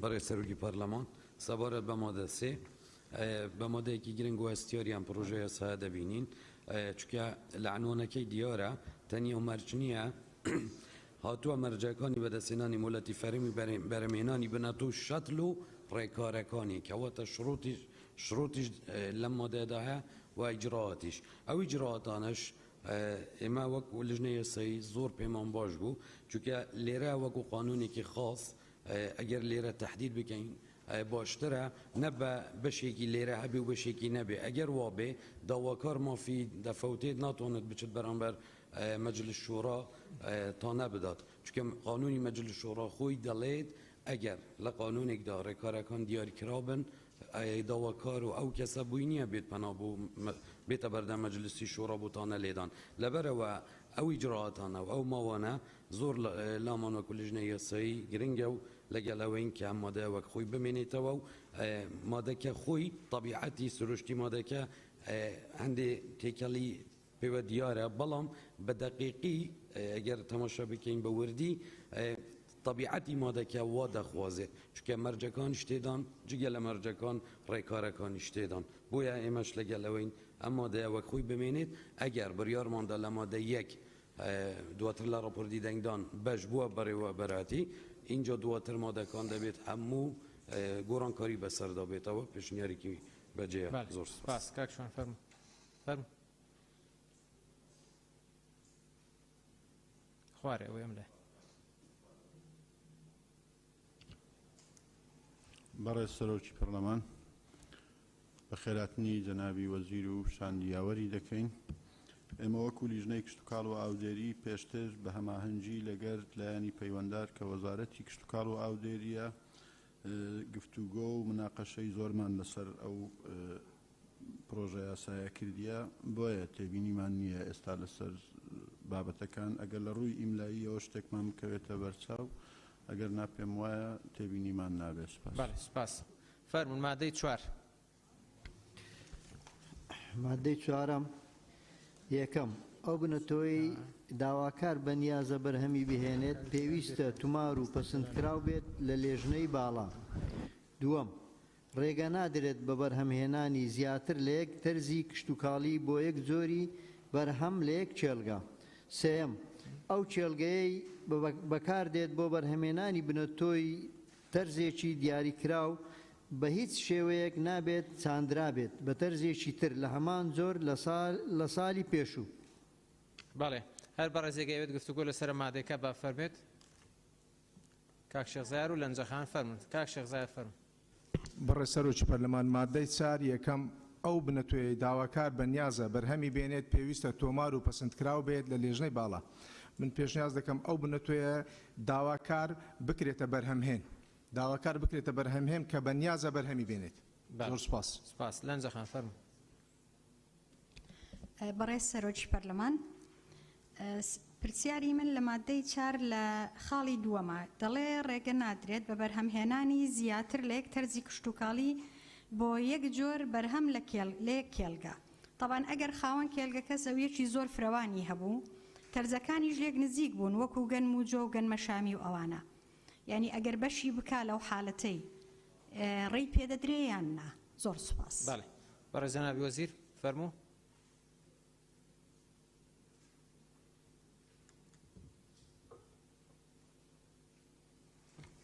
زۆر سپاس بەڕێز سەرۆکی پەرلەمان. سەبارەت بە پرسیاری یەکەم وشەی داواکار بگۆڕدرێ بە بەرهەمهێن ئێمە پێمان وایە نابێ بگۆڕدرێت چونکە ئەو کەسەی کە تەڵەبەکە تەقدیم دەکات جارێت داواکاری تەقدیم دەکات نەبۆتە بەرهەمهێن. یعنیەوە ئێمە باس لە پێشکەشکردنی تەڵەب دەکەین لەلایەن کەسێکەوە جات کۆمپانیا بێت جوتیاری نمونەی بێ داواکاریەکە پێشکەش دەکات لەبەرەوە داواکارە نەک بەرهەمهێن چونکە لەوانەیە داواکەی ڕەت بکرێتەوە نەبێتە بەرهەمهێن بۆیە وشەکە وەکو خۆی بمێنێتەوە. سەبارەت بەوەی کە ئایا ئەگەر زەویەکە زۆر بێت دەتوانرێ بۆ نمونە بۆ دوو توێژینەوە بەکار بهێنرێ ئەمە دواتر بە تعلیمات ئەوە ڕێک دەخەین بەڵێ بەپێ ئەو ڕوبەرانەی کە بەپێی تعلیمات ڕێک دەخرێ دیاری دەکرێت کە ڕوبەری چەند بۆ هەر توێژینەوەیەک بەکار دەهێنرێ. زۆر سپاس. بەڵێ لیژنەی تایبەتمەند فەرمون. تاوا بچنە سەر مادەی 5. مادەی 5. مادەی 5 پێویستە زەوی تەرخان کراوە بۆ بەرهەمهێنانی بنێتەوە ئەم مەرج و خەسلەتانەی هەبێت. یەکەم زەویەکە یان کێلگەکە گونجاو بێت لە ڕووی هەڵکەوتە و جوگرافیی و کەش و هەوا. کەش و هەوا جۆری خاک ڕوبەری کێلگە بەپێی جۆر و تەرزی بنەتەوەکە. دووەم زەویەکە سەرچاوەی ئاوی پێویست و بەردەوامی هەبێت بە تایبەت لەو شوێنانەی کە ڕێژەی بارانبارین تیان دەکەمە. سێم دووری نێوان کێلگەکانی بەرهەمهێنانی بنێتەوە بۆ ئەو بەروبوومانەی کەپیتانی تێکەڵان و 250 مەتر بۆ ئەو ڕوبەرانە کەپیتاندنی خودین و 150 مەتر بۆ ئەو 150 مەتر دووجا بێت. بەڵێ هەر بەڕێزێگەوێت لەسەر مادەی 5 گفتوگۆ کات نییە. مادەی 6.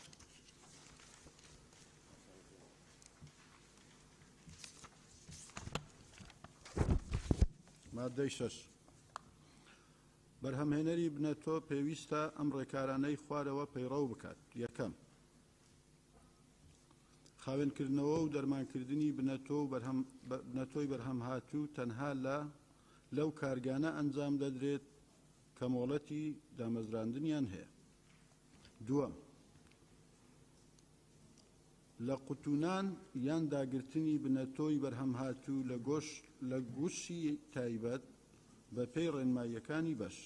سێم دەبێت کێشی قوتوەکان و گوشەکان یەکسان بێت و هەموو زانیاریەکان تایبەت بە بنەتۆیەکەی لەسەر نووسرابێت. چوارەم، دەبێت بەرهەمهێنەر بنەتۆ کۆگای تایبەت بە پاراستنی بنەتۆی هەبێت بە پێی پێویستی زۆری بنەتۆیەکان. بەڵێ هەر بەڕێزەکەی لەسەر مادەی 6 گفتوگۆکات کاگی دریس فەرموو بەس کاگی دریسە فەرموو. بەرە سەرۆکی پەرلەمان پێشەکەی بە خێراتنی وەزیری کشتتوکال و شاندە یاوەری دەکەم. مادەی 6 لە خالی یەکەم تا خالی چارم زۆر بەڕێک و پێکی و جوانی نووسیوە، بەڵام بە حکمی ئەوەی دەبەری ئێمەش دەبەرێکی کشتتوکالیە زۆر جار بینیمە کە جوتیاران گلەی لەوە دەکەن کە بنەتوەکیان چاندووە و هیچ بەرهەمیان نەهاتووە یان جۆرێکیان چاندووە جۆرێکی تر دەرچووە. لەبەرەوە من لێرە پێشنیار دەکەم کە خەڵک زیاد بکرێت ئەویش کە هەمومان دەزانن بنەتوش کاتی هەیە کە ئەو کاتە تەواو بۆ ئەکسپایر دەبێتن، لەبەرەوە کە لەسەر قوتەکان بنووسن، ینی بە شێوەیە کە ناتوانن تەزویر بگەن کەی تەواو دەبێت کە ئەکسپایر دەبێتن و هەمان ئەو وێنەی لەسەر قوتو لە عینی جۆریش لە ناو قوتوەکان بێتن. بۆ ئەوەی بینیمان لە راپۆرتێکی کەناڵی ڕوودا و کە جوتیارێک بە 100 میلیۆن دیناری زەرەر کرد لەبەر ئەوەی کە جۆرێک بنەتوو چاند بوو چین بوو گەورەش بوو بەڵام هیچ بەرهەمی نەبوو. زۆر سپاس. سپاس. بەڕێز جەنابی وەزیر ئەگەر سەرنج تێبینیەکەیە. بەڕێز سەرۆکی پەرلەمان تێبینیەکەی بەجێیە، بەڵام ئێمە ئەو بابەتانە لە چوارچێوەی تعلیمات بە تەکید ڕێک دەخین چونکە ئەوە بۆ ئێمەش گرنگە. ئێمە لێرە دووبارەی دەکەینەوە وشەی بەش داوا دەکەین بگۆڕێ بە بەڕێوەبەرایەتی لە مادەی 6 بڕگەی دووەم. زۆر سپاس. بەڕێ لیژنەی تایبەتمەند ئەگەر سەرنجێک فەرمادەی حەوت. مادەی حەوت ئەرک و دەسەڵاتەکانی بەش بریتین لە یەکەم ببوورەکە ئەخر ناومان خوێندەوە کاتە بەس جەناب دەستبەر دوای ئەتوانین بە نووسیم دەیە لیژنە فەرموو کاکش. مادەی حەوت ئەرک و دەسەڵاتەکانی بەش بریتین لە یەکەم دیارکردنی پلەی بنەتۆی بەرهەم هاتوو لەلایەن بەرهەمهێنەری بنەتۆ و لێدانی لێبڵی تایبەت. دووەم، ئەنجامدانی پشکنینی کێڵگەکانی بەرهەمهێنانی بنەتۆ و پشکنینی تاقیگەیی بۆ بنەتۆی بەرهەم هاتوو. سێم، ڕەتکردنەوەی بنەتۆیەکە و باوەڕپێنەکردنی ئەگەر هاتوو مەرجەکانی جێبەجێ نەکرد. چوارەم، پشکنەری کێڵگەیی دەبێت ڕەچاوی لە یەکچوونی زۆر و تەرز و چاندرا و بەرهەم هاتووەکان بکات. بەڵێ مادەی حەوت دەر بە ڕێزەگەی گفتوگۆی لەسەر کات نییە؟ دوای ئەو بەشی سێم مۆڵەتی یاوردەکردن فەرموو مادەی 8. بەڵێ بەڵێ فەرموو بەڕێز جەنابی وەزیر. بەڕێز سەرۆکی پەرلەمان مادەی حەوت دووبارە دەسەڵات و ئەرکەکانی بەش نووسراوە، دەمانەوێت ئەم بەشە ببێتە بەڕێوەبەرایەتی. زۆر سپاس. سەرچاو. مادەی 8 بە خێراتنی بەڕێز وەزیری کشتتوکاڵ و ستافی یاوەری دەکەین. بەشی سێم مادەی 8 یەکەم پێویستە لەسەر کۆمپانیەکانی کەرتی تایبەت مۆڵەتی هاوردەکردنی بنەتۆ و شەتڵ بەدەست بێنن بە پێی حکومەکانی ئەم یاسایە. دووهەم، بە مەبەستی هاوردەکردنی بنەتۆ یان شەتڵ داواکاری پێشکەش بە بەش بکرێت و ئەم پێداویستیانەی خوارەوەشی لەگەڵدا بێت. یەک، ناونیشانی کۆمپانیا. دوو، نامەی دەستەبەری لە یەکێک لە بانکەکان بۆ بەرژەوەندی وەزارەت بە بڕی 20 میلیۆن دینار. سێ، بڕواناوی دامەزراندر بۆ کۆمپانیا ناوخۆیەکان و تۆمارکردن بۆ ئەو کۆمپانیایانەی کە لە پارێزگاکانی دیکەی عێراقن یان لقی کۆمپانیای بیانیان لە هەرێم.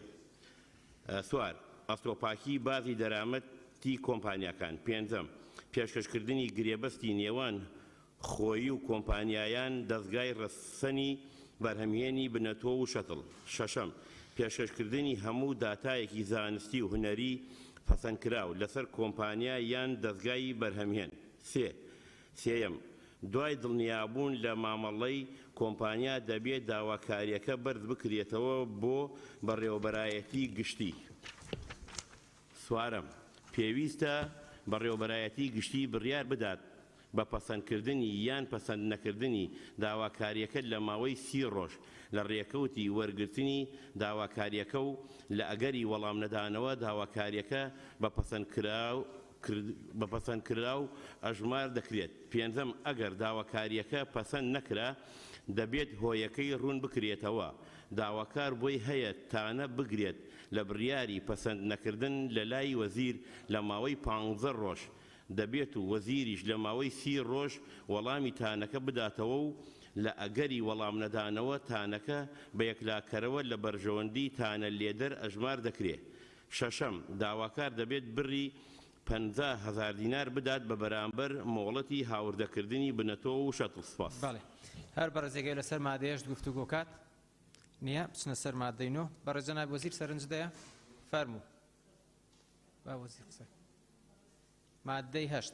بەڵێ بەڕێز سەرۆکی پەرلەمان طبعاً ئێمە من دەمەوێت زۆر سوپاسی لیژنەی یاسایی بکەم کە هەماهەنگێکی زۆریان لەگەڵ ئێمە کردو بەڕاستی لە سەرەتای ئەم پرۆژە یاسایەوە تاوەکو ئامادەکردنی و سوپاسی لیژنەی کشتتوکاڵیش دەکەم. بەڵام ئێمە هێندێک مستەڵەحات دووبارە لێرە پێویستمان بە هاوکاری بەڕێزیانە بۆ ئەوی ئاڵوگۆڕی تێدا بکەین. لە مادەی 8 بڕگەی 6 کە باس لە پێشکەشکردنی هەموو داتایەکی زانستی و هوەری دەکات لەسەر ئێمە لە تۆیەکە پێشووتر نووسیمانە پەسەندکرا و دەمانەوێت بیگۆڕین بە باوەڕ پێکراو. بەس ئەوە نییە مادەی 6 نییە. بەڵێ ینی پەسەندکرا و دەمانەوێت بیگۆڕین بە باوەڕ پێکراو. باڵێ زۆر سپاس. زۆر با ئەو بە ڕێزانێتیش وەرگین. سەوسان خان فەرموو. سەوسان خان کاکبەرزت کاک حکمەت. باڵێ بەڕێز سەرۆکی پارلەمان من تێبینیەکەم لەسەر مادەی 8 لە بڕگەی 5دا هەیە کە دەڵێ پێشکەشکردنی گرێبەستی نێوان خۆی و کۆمپانیا یان دەستگای ڕەسەنی بەرهەمهێنی بنەت و شتڵ. ئەو نێوان خۆیە ئەگەر ناوەکە بهێنرێ باشترە ئەو جا چێ بەڕێوەبەرایەتی گشتی بیان هەر شتێک بی باشتر دەبێ بەڕانی. زۆر سپاس. کا حکمەت. بخێراتنا بەرز جەنابێ وەزیر و شاندەتگەل دادکەین. من لەسەر مادە 8 برگا 2 بەحسێکی و 20 میلیۆن دینار کەنەت بانقێکێدا بەس دیار نەکردیە کە جا 20 میلیۆن دینارە دێ بۆ وەزارەتە مینن یان جارێکی دیدێ لێ زڤڕ نەڤە. زۆر سپاس. بەڵێ کاک بەهجەت. بەڕێز سەرۆکی پەرلەمانی خێراتنا جەنابە وەزیری و ستافت گەل دادکەین. مادێ بەرین و کەیسێ خاڵا هەفتێ سەر وی کەسی کو بنەتوی بەرهەم تێنیتن 50,000 دینارێ بودانای. مادێ 8 خاڵا 6 ئەو کەسێک و بنەتوی هاوردەت کەتن 50,000 دینارێ بودانای. باشە چ جیاوازیت نافبەراویدانین هەوێش دەرڤەتینیت و هەوێت ناف و بەرهەمتینیتن.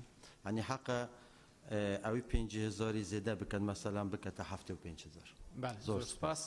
بەڕێز جەناب وەزیر ئەگە سەرنجە کرد لەسەر گفتوگوی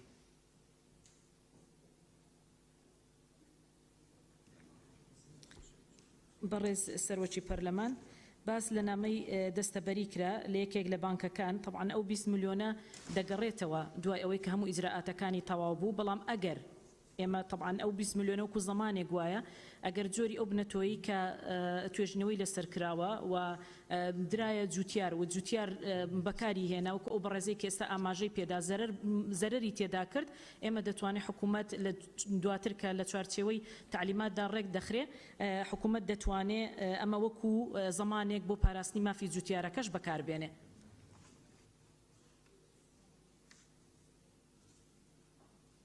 سەبارەت بە 50,000ەکە دووبارە مەجلیسی شورا ئەم بڵێن بڕێی داناوە کە بەپێی قانونەکەی خۆیان ئەوەیان تەسبیت کردووە و لای ئێمەش پەسەندە چونکە لە عێراقیش بە هەمان شێوێ. باڵێ زۆر سپاس. لیژنەی تایبەتمەند ئەگەر ئیزافێکەیە. بەڕێز سەرۆکی پەرلەمان سەبارەتەر دوو دەستەواژەکە بەش لە مادە 1 هاتووە پەسەندکرا و باوەڕپێکراویش هەر لە مادە 1 دەست پێ دەکات چونکە زۆرترین ئەو دەستەواژانە لە ناوەڕۆکی ئەم پرۆژەیە سادا هاتووە. بویە پێشنیار ئەوەیە کە پەسەندکراو بکەینە باوەڕپێکراو بەشیش بکەینە بەرەوبەرایەتی. لە مادە 1 ئەگەر جێگیر بوو و پەسەند بوون ئۆتۆماتیکیان لە هەر مادەیەکی تری ئەم پرۆژەیە سادا هاتو بێت گۆڕانکاری بەسەردادێت بە دڵنیایەوە لە هەموو مادەکان. سپاس.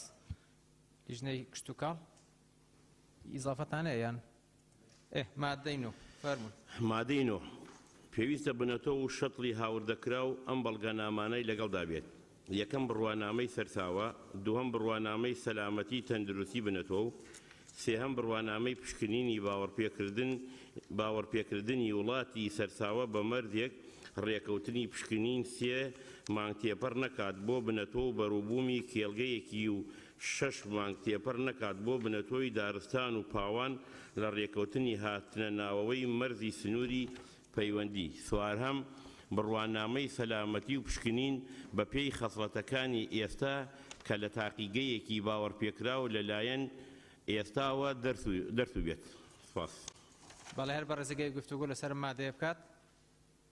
فەرموو دکتۆرە گەلاوێش کاک بەهجەت دکتۆرە گەلاوێش دکتۆرە گەلاوێش فەرموو. زۆر سپاس. بەڕێز سەرۆکی پەرلەمان مادەی نۆیەم چوارەم بڕوانامەی سەلامەتی و پشکنین بە پێی خەسڵەتەکانی ئیستا کە لە تاقیگەی باوەڕپێکراو لەلایەن ئیستاوە دەردەچێت. ئایا ئەو ڕێنمایی و خەسڵەتانە کە لەو تاقیگەیە دەردەچێت کە ئەوە تاقیگەی ئینتەرناشناڵە لە بۆ سید کوالیتی، ئایا ئەو تاقیگەیە برنجی هەیە لێرە فەرعی هەیە لێرە و ئایا خەسڵەتەکانی وی لەگەڵ کەش و هەوای کوردستان دەگونجێ؟ زۆر سپاس. بەڵێ زۆر سپاس. کاک بەهجەت. برای سەرۆکی پەرلەمان مادە دەهەی خاڵایەکێت بژیت وەزارەت مەرزی سنووری بوو مەبەستی هاوردەکردن دیاری دەکات. مادەی نۆ کاکەم نەچوونێتە مادەی دەهێشتا بگۆرە سەرچاو. بەڕێز وەزیر. بەڕێز سەرۆکی پەرلەمان سەبارەت بە ملاحەزەکەی دکتۆرە گەلاوێش بڕگەی چوارەم عێراق ئەندامە لەم ڕێکخراوە و ئێمەش ئەنداممان هەیە لە لیژنە باڵاکەی عێراق لەبەرەوە ملزەمین بەپێی معادلە نێودەوڵەتیەکە کە ئەوان بڵێن کاری لەسەر دەکەن ئێمەش وەکو هەرێمی کوردستان لە چوارچێوەی عێراقدا بەو شێوەیە کار بکەین. بەڵێ فەرموو. بەڕێز وەزیری کشتکاڵ ئەمە دەزانین ئاو هەوای عێراق جیاوازە لە ئاو هەوای کوردستان، یعنی دەبێت ئەوە کەبیتن ینی گۆڕانکاریە کەبی لە کوالیتیەکان چکە مەسەلەن لەوێ زیاتر ئەگەر بین گەرمەکان جیا بکەینەوە مەسەلەن کە دەچیندرێ ئەوەی لە کوردستان زیاتر بەرهەم دێت جیاوازە لەوەی لە باشووری عێراق و لەوانە بەرهەم دێتن ینی وە هەر دارەکانیش مەسەلەن هەندێک داروشت لەوێ بەرهەم دێت لە کوردستان بەرهەم نایە. زۆر سپاس. بەڵێ جەنابی وەزیر. بەڕێز سەرۆکی پەرلەمان طبعاً عێراق تەقسیم کراوە بەسەر سێ ناوچە بەشی باکوور و ناوەڕاست و باشووری عێراق بەپێی کەشوهەواەکان یعنی کەشوهەوای ناوچە جیاوازەکان جیا کراوەتەوە لەبەرەوە ئێمەش هەر لەو چوارچێوەیەدا دواتر بە تەعلیماتیش ڕێک دەخرێت. سپاس.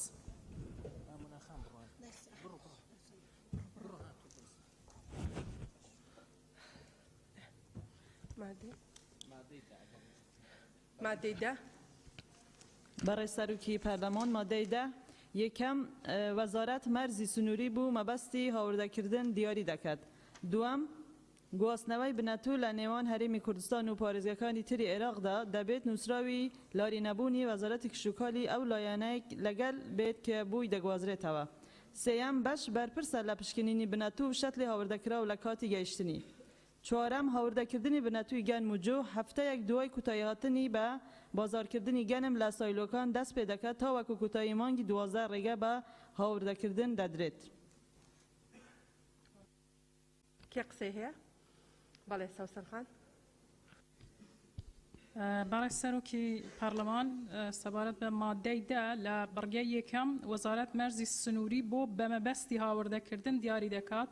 پێشنیار دەکەم بکرێتە وەزارەت مەرزی سنووری بۆ مەبەستی نەک بۆ بەمەبەستی و بۆ یەکەش هەفتی لەسەردا بنرێ لە بڕگەی کۆتایی شواتە چوارەم نووسراوە هاوردەکردنی بنەتۆی گەن و جۆ هەفتەیەک دوای کۆتایی هاتنی بە بازارکردنی گەنم لە سایلۆکان دەست پێ دەکات تاوەکو کۆتایی مانگی 12 لێرە نووسراوە مانگ 12 بکرێتە مانگی 12 ڕێگە بە هاوردەکردن دەدرێت. زۆر سپاس. بەڵێ بەڕێز وەزیر لەنجەخان قسەت هەیە؟ بەڵێ فەرموو لەنجەخان. بەڕێز سەرۆکی پەرلەمان هەر لەو مادەیە سەبارەت بە هاوردەکردنی تۆ لە دەرەوە هیچ خاڵێک نییە کەواوا بکە ئەگەر ئەوەی ناوخۆ هەتا لەگەر ئەوەی دەرەوە ئەکتیفای ذاتی بکە ینی بەپێی پێویست ئەوەندە نێتن کەوا فەلاحی خۆمان زەرەر بکە. ینی شەرتێک هەبی لێرە کە ئەوەی هەیە ئەوەندە هاوردە بکرێت کە پێویستە نەک زیاتر هاوردە بکرێت. سوپاس بۆ جەنابەت. بەڕێز وەزیری کشت و کاڵ فەرموون. بەڕێز سەرۆکی پەرلەمان تەنها لەسەر بابەتی هاوردەکردن دەمەوێت ڕوونکردنەوەیەک بدەم. بابەتی ئیکتیفای بازار عادەتەن ئەو بەرهەمانی کە ئیکتیفای بازار دەکەن لە ضمنی سەلاحیەتی وەزارەتە کە دواتر دەکرێت بە بڕیارێک قەراری لەسەر بدا و ئەگەر پەیوەندیدار بێ بە کۆمەڵێک وەزارەتی تر لە نێوان یەکتریدا بۆ ئەوی هەماهەنگی بکەن ئەو داوای بەرز دەکرێتەوە بۆ ئەنجومەنی وەزیران و ئەنجومەنی وەزیران لە چوارچەوەی بڕیارێک ڕێکی دەخات. بەڵێ سپاس. مادەی 11. برای سەرۆکی پەرلەمان مادەی 11. بەڵێ کاکژار یەک قسەیەکی هەیە کاکژار فەرموو کاکژار. بەڕێز سەرۆکی پەرلەمان بگۆرن بەس هەرچەندە وەکو لیژنەی تایبەتمەند لێرە گونجاو نییە ئێمە لێرە پرسیار بکەین ئاڕاسی وەزیر بکەن بەڵام بۆی لەسەرمان تێنەپەڕێ ئەگەر جەنابی وەزیر مەبەستمەوەیە چکە ئێمە ئەو ڕاپۆرتەمان ئامادە کردیە ئەگەر لەسەرمان تێپەڕی بێ بۆ ئەوەی عیلاج بکەین ئەگەر ئێمەش دروست بین بە ئەو گومانە نەمینێت.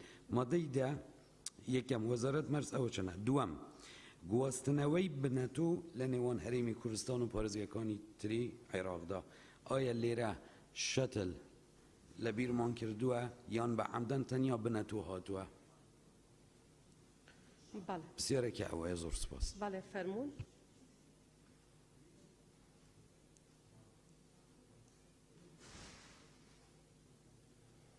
بڕگەی دووەم لە مادەی دا. بەڵێ.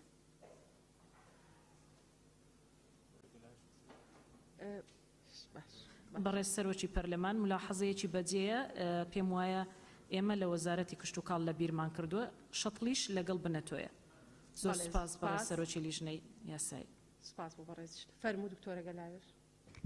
بەڕێز سەرۆکی پەرلەمان مادەیدا وەزارەت مەرزی سنووری بۆ مەبەستی هاوردەکردن دیاری دەکات.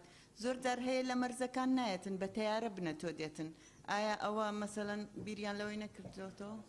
بەڵێ سپاس. زۆر سپاس. بەڕێز سەرۆکی پەرلەمان مەتاڕژ لە زمنی مەرزەکانە هەر خاڵی ینی بڵێن بەڵێ. بەڵێ سپاس. مادەی 11 فەرموون. برای سەرۆکی پەرلەمان مادەی 11 ڕێگە نادرێت بە هینانە ژوورەوەی هیچ بنەتۆ و شەتلێکی قەدەغەکراو لە عێراق. بەڵێ ناو بنووسە مناخە ئەو بەڕێزانە یانێ قسە بکەن. کاک نزار کاک حکمەت کەی ترێوێ قسە بکە. کاک نزار فەرموو. بەڕێز سەرۆکی پەرلەمان مادەی 11 دەرێ ڕێگە نادرێت بهێنانە ژوورەوەی هیچ بنەتۆ و شتڵێکی قەدەغەکراو لە عێراق.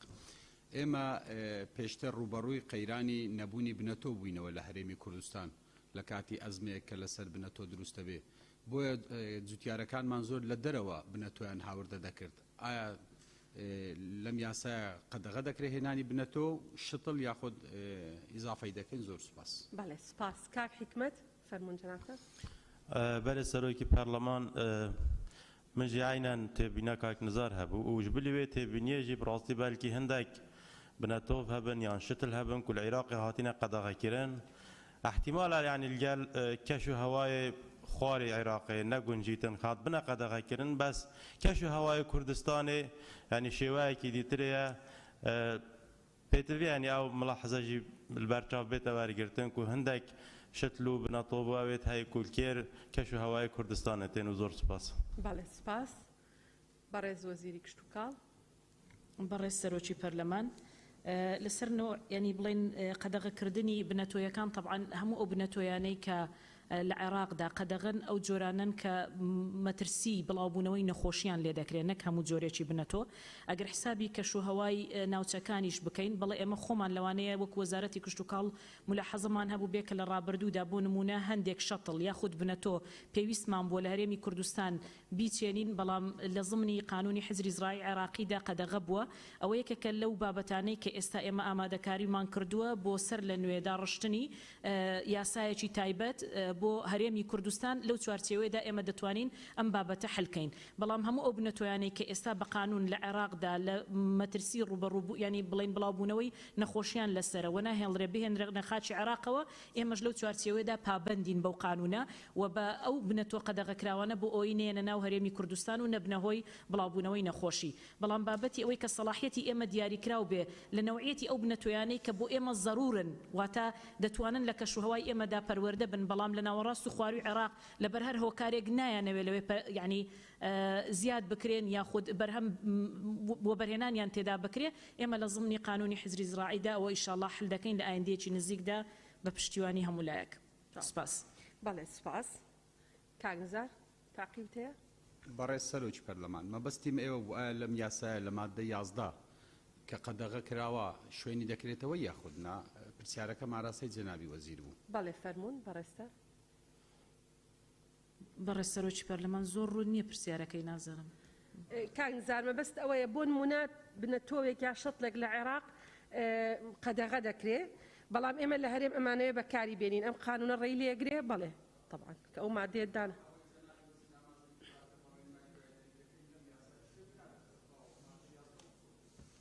بەڕێز وەزیر وەزیری کشت و کاڵ بەتەکید بەڕێز سەرۆکی پەرلەمان بڵێ ئەو قانونە ڕێگەی لێ دەگرێت ئەوەی کە لە عێراق مەمنوع کراوە ئێمەش لێرانە بە هەمان شێوە سپاس بەڵێ سپاس مادە 12 فەرموون بەڕێز سەرۆکی پەرلەمان مادەی 12 سانتەری توژینەوە کشتتوکالیەکان و زانکۆکان بوویان هەیە بنەتۆی پەسەند نەکراو هەوردە بکەن تەنها بوو مەبەستی توژینەوە و بە ئاگاداری بە ڕێبەرایەتی گشتی بەڵێ کێ قسەی هەیە لەسەر ئەو مادەیە بەڵێ بەڕێز جەنابی وەزیر تاقیبتان نییە هیچ مادەکەی خۆتانە بەڕێز سەرۆکی پەرلەمان هیچ ملاحەزەیەکمان نییە بەحشە فەرموون بەشی چوارم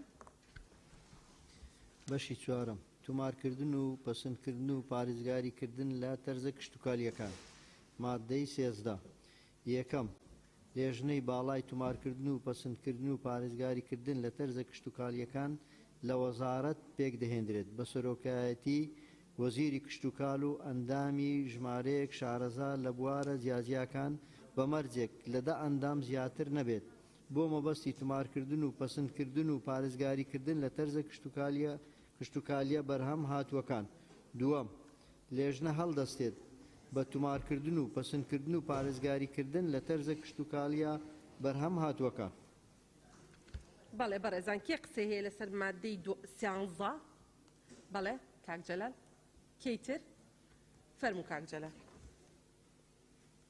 بەڕێز سەرۆکی پەرلەمان دەڵێ لیژنەی باڵای تومارکردن و پەسەندکردن و پارێزگاریکردن لە تەرزە کشتتوکالیەکان لە وەزارەت پێک دەهێنێت بە سەرۆکاتی وەزیری کشتتوکاڵ و ئەندامەتی ژمارەیەک شارەزا ئایا ئەو ژمارەیە شارەزا باشتر نابێت عینوان و پۆستەکانیان دیاری بکرێت و ئایا بەڕێوەبەر گشتیەکان دەبن یان خەڵکی دەرەوەی وەزارەت زۆر سپاس بەڕێز جەنابی وەزیر کاکتۆرتێ قسە بکەیت بەڕێز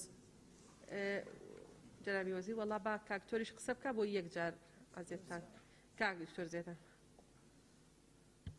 بەڕێز سەرۆکی پەرلەمان تێبینەکەی منیش هەمان تێبینی کاک جەلالە دەکرێت لێرە ئاماژە بە کەسەکان بکرێەوە یاخود بەڕێوەبەرایەتی شارەکانیش بەشداری تێدا بکەن بۆی هەندێک زانیاری کشتتوکاڵی هەیە لە بەڕێوەبەرایەتی شار و شارۆچکەکان زیاتر ئاگادار دەبن بەڵێ فەرموون بەڕێز وەزیری کشتتوکاڵ بەڕێز جەنابی سەرۆکی پەرلەمان سەبارەت بە تێبینیەکەی کاک جەلال و بەڕێزان کە باسییان کرد لە ئەو کەسانەی بەشداری دەکەن لە لیژنە باڵاکە خەڵکانی ئەکادمی پسپۆر دەبن کە خیبرەیەکی تەواویان لە مەجالەکەدا هەیە مرجنیە بەڕێوەبەرە گشتیەکانی وەزارەتی کشتتوکاڵ بن بەڵکو ئێمە سوود لە خیبرەی ئەو کەسانە دەبینین کە لەم بوارەدا ممارەسەیەکی تەواوەتیان هەیە هەر بۆ بەرچاوڕوونی جەنابتان چکە ئەمە لیژنەیەکی باڵایە و پێویستی بە کەسانی پسپۆر و شارەزا هەیە کە سرف ئەکادیمی بن لە بوارەکەی خۆیاندا بەڕێز سەرۆکی پەرلەمان ئێمە لەم مادەیەدا وەکو وەزارەتی کشتتوکاڵ دووبارە داوای لێبوردن لە لیژنەی یاسایی دەکەین بەڵام یەک دوو ئیقتراحمان هەیە بە حکومەوەی کە لە سەرەتای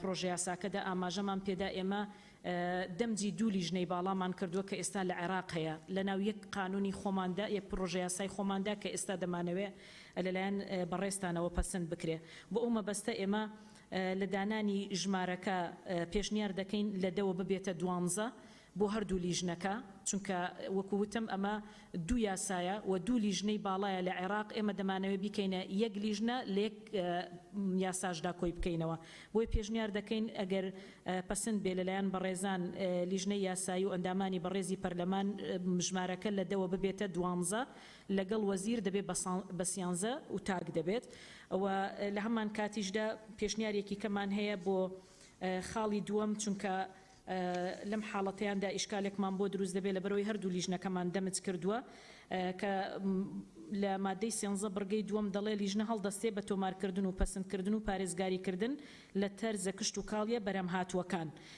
پێشنیار دەکەین ئەم ڕستەیەمان بۆ زیاد بکرێ تەرزە کشت و کاڵیە بەرەم هاتووەکان و پەرەپێدانی بنەتۆی گونجاو و چۆنیەتی زیادکردن و دابەشکردن و وەرگرتنەوەی بڕگەی دووەم بەو شێوەی لێ بکرێ بنەتۆی گونجاو و چۆنیەتی زیادکردن و دابەشکردن و وەرگرتنەوەی چونکە ئەمە ئیشی لیژنەی دووەمە و بڕگەیەکی تر بۆ ئەم مادەیە زیاد بکرێ ماوەی پارێزبەندی لەسەر تەرز ئێمە لە وەزارەتی کشت و کاڵ پێشووتر لیژنەکەمان بیری لەوە کردبەوە کە لە چوارچێوەی تعلیمات ئەم بابەتە ڕێک بخە بەڵام پێمان وایە لە ئێستادا دوای ئەوەی دراستەیەکی قانونیمان کردووە پێویستە لە قانونەکە ئاماژەی پێ بکرێ وەکو ئەوەی کە لە عێراقدا هەیە ماوەی پارێزبەندی لەسەر ینی تەرز یان بنەچە یان لێکدرا و تەنها 10 ساڵە لە 10 ساڵەوە ینی 10 ساڵە و دەست پێ دەکات لە بەرواری پێشکەشکردنی داواکاری تۆمارکردن جگە لە تەرزی درەختەکان کە ماوەی پارێزبەندیان 20 ساڵە ینی دەمانوێت ئەو مادەیەشی بۆ زیاد بکرێت زۆر ئەوە گەر بە نووسین سپاس بۆ بەڕێز بە نووسین بدرێتە لیژنەی یاسایی ئەرکەکە ئاسانترە بێ بۆ ئەوانیش بەڵێ بەسەر سپاس بۆ بەڕێز بەڵێ کاکتۆر ژار بەڕێز سەرۆکی پەرلەمان سەبارەت مادە 13 تقریبا نه تقریبا ینی 100% وەکو مادەیە کە وەزارەت بۆمان ناردیە ئێمە شاتیماتمان لەسەر تیبینیەکانی وەزارەتی معنیمان کرد بەڵام بۆ زیادکردنی بەرگەیەک لەریمان نییە لە کاتی خۆیدا لەگەل ژنەی معنیش ئێمە دەتوانین ناو بەرگەیە ئیزافە بکەین لە خزمەتی یاساکەدا دەبین بەس لێرە حەز دەکەم بەڕێز سەرۆکی پەرلەمان چکە زۆر باسکرا لە بیدات و تا ئێستا جەنابەت لێرە نەبووی پرسیارێک ئاراستەی جەنابی وەزیر دەکەین ئەگەر مەبەستیان لە ئێستا دەستەواژەی پەسەندکراومان دانا وەکو لیژنەی یاسایی لە ئەسلی قانونەکەدا کە لە حکوومەت ڕاستەکراوە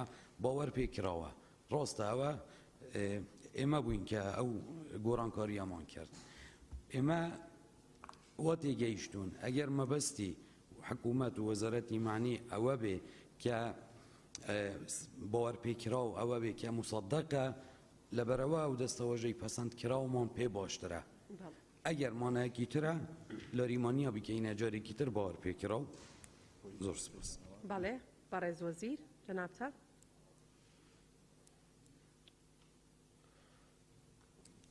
بەڕێز سەرۆکی پەرلەمان تەرزی پەسەندکرا و تەرزی معتەمەدە بەڵام تەرزی باوەڕ پێکراو تەرزی مصدەقە بەڵێ بەڕێستان پێشنیارتان ئێمە لەگەڵ باوەڕ پێکراوین باوەڕ پێکرا بەڵێ بەڵێ بەڕێستان تا زۆر سپاس مادەی 14 بەشی پێنجەم سەرپێچی و سزاکان مادەی 14 یەکەم هەر کەسێک سزا دەدرێت بە پێ بژاردنێک کە لە 5 ملیۆن دینار کەمتر نەبێت و لە 10 ملیۆن دینار زیاتر نەبێت یان بە بەندکردن کە لە 3 مانگ کەمتر نەبێت و لە 1 ساڵ زیاتر نەبێت یان بە هەردووچیان ئەگەر هات و یەکێک لەم سەرپێچیانەی خوارەوەی ئەنجام بدات یەکەم بەرهەمهێنان یان هاوردەکردنی بنەتۆ و شتل بەبێ هەبوونی مۆڵەت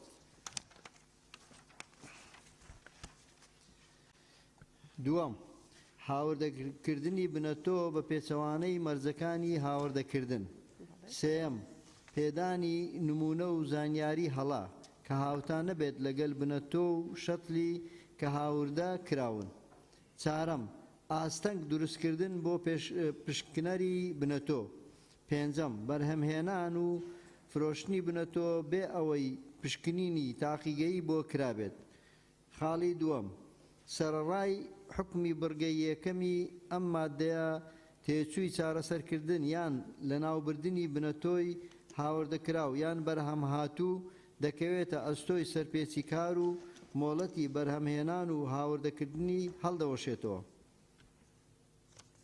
بەڵێ کێ قسەی هەیە لەسەر مادەی چواردە با ناوتان بنووسین کاک هەڵکەوت حەسیبە خان سەوسەن خان بەڵێ کاک هەڵکەوت. بەڕێزە ناوی وەزیر مادەی چواردە بە هەموو فەقەرە و خاڵەکانیوە من تێبینیم لەسەری هەیە بەڕێستان کە هاتووەتیایە لە خاڵی یەکەمەڵێ هەر کەسێک سزا دەدرێت بە پێبژاردنێک کە لە 5 ملیۆن دینار کەمتر نەبێت و لە 10 ملیۆن دینار زیاتر نەبێت یان بەندکردنی لە 3 مان کەمتر نەبێت لە 1 ساڵ زیاتر نەبێت یان هەردووکیان ئەگەر هاتوو یەک لەم سەرپێچیانەی خوار و ئەنجام بدا پێویست ناگەت باسی سەرپێچەکان هاتووە ئەگەر هاتوو وەبەرهێنارێک لە پاڵ ئەوا کە ئێوە ڕێتان پێدا و ئەو بنەتوانی هێنا لە پاڵ ئەو بنەتوانە کە ئێوە ڕێتان پێداوە هەندێک بنەتۆی تێکەڵ بۆ بنەتوانە کرد و بە شاراوە هێنایە ناو کوردستانەوە ئایا لیژنە پێی زانی کە غەرامە دەکرێت بەڵام منێکی فەلاح کابرایەکی فەلاح ئەو تۆی بەکار هێنا بوو ئایا زەرمەندی کابرای فەلاح ئێوە چۆن قەرەبووی ئەکەنەوە و من پێم باشە هەرکە یەکێ لەو وەبەرهێنانە کە زانرا ئەم شتەی کردو و بەڵام فەلاحەکان لە دەستیان دەرسەوە بنەتەوەکان بەکارهێنا با دوو بەرامبەر بەو بنەتەوە کە ئەدرێ بەو فەلاح و لێ وەرگرتووە دوو بەرامبەر قەرەبووی ئەو فەلاحە بکرێتەوە ئەوە شتێکی باشە نەک و هەر غەرامە بکرێت و بەرهەمەکەی بۆ حکوومەت بگەڕێتەوە. زۆر سپاس. بەڵێ سپاس. حەسیبە خان. بەڕێز سەرۆکی پارلەمان سەبارەت بە بەشی پێنجەم و سەرپێچی و سزاکان بڕگەی یەکەم ڕاستەوخۆ باس لەوەکە هەر کەسێک سزا دەدرێت و پێبژارنەکەی دیار کردیە. من پێشنیاری ئەوەکەم بەم شێوەیە لێ بکرێ هەر کەسێک کە هەڵدەستێت بە بەرهەمهێنان یان هاوردەکردنی بنەتۆ و شتڵ اینجا سزا دەدرێت بە پێبژاردنێک لە 500 ملیۆن دینار کەمتر نەبێت و لە 10 ملیۆن دینار زیاتر نەبێت یان بنکردنێک لە 3 مانگ کەمتر نەبێت و لە 1 ساڵ زیاتر نەبێت یان هەردووکیان ئەگەر یەکێک لەم سەرپێچیانەی خوارەوە ئەنجام بدات. اینجا خاڵی یەکەمی بەم شێوەیە لێ بکرێت نەبوونی مۆڵەتی بەرهەمهێنان یان هاوردەکردن. خاڵی دووەم هاوردەکردنی بنەتۆ بە پێچەوانەی مەرجەکانی هاوردەکردن و خاڵی چارەمیش باس لە ئاستەنگ دروستکردن بۆ پشکێنەری بنەتۆەکە من پێشنیارەکەم کە هەردوو خاڵی بکرێ بە یەک خاڵک بەم شێوەیە هاوردەکردنی بنەتۆ بە پێچەوانەی مەرجەکانی هاوردەکردن و دروستکردنی ئاستەنگ بۆ پشکێنەری بنەتۆ. لە بڕگەی دووەمی هەمان مادە سەرەڕای حکمی بڕگەی یەکەم ئەم مادەیە تێچووی چارەسەرکردن و لە ناوبردنی بنەتۆی هاوردەکراو یان بەرهەم هاتوو دەکەوێتە ئەستۆی سەرپێچی کار. ئەگەر بێت و ئێمە لەم مادەیەدا پرسیارەکەی من لێرە لەسەر و بڕگە ئەوەیە ئەگەر بێت سزاکان تەنها بۆ ئەو کەسانە بێتن کە مۆڵەتی یاساییان نییە ئەو بڕگەی دووەم کە ئەڵێتن مۆڵەتی بەرهەمهێنان و هاوردەکردن هەڵدەوەشێتەوە زیادە و پێویست ناکات تێیدا بێ ئەگەر گشتگیریش بێ هەر پێویستە لە خاڵی یەکەمی سزاکان باس لە هەردوو جۆرەکە بکات و سپاس. بەڵێ سپاس. سەوسەن خان.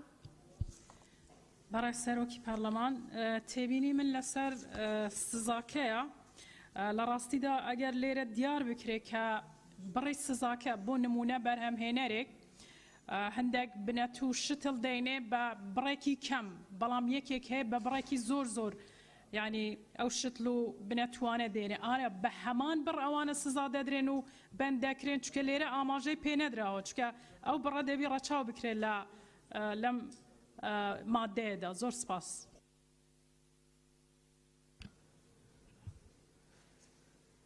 بەڕێز وەزیر.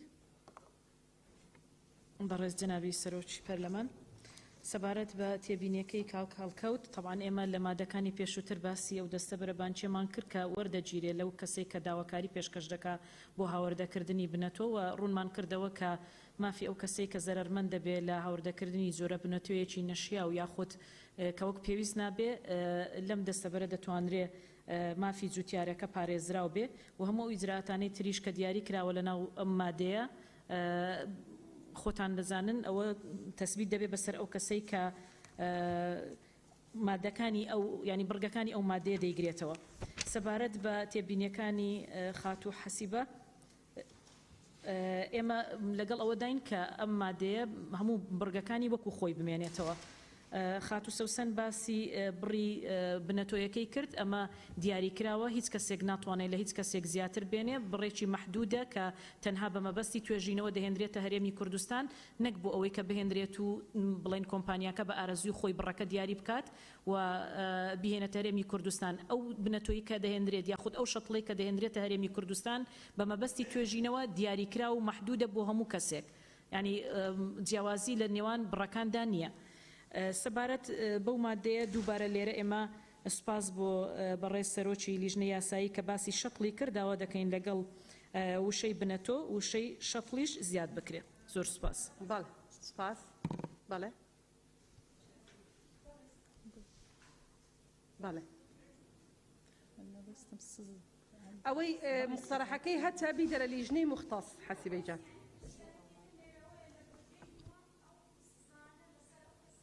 بۆ هەموویەتی ئەو سزایە بۆ هەموویەتی.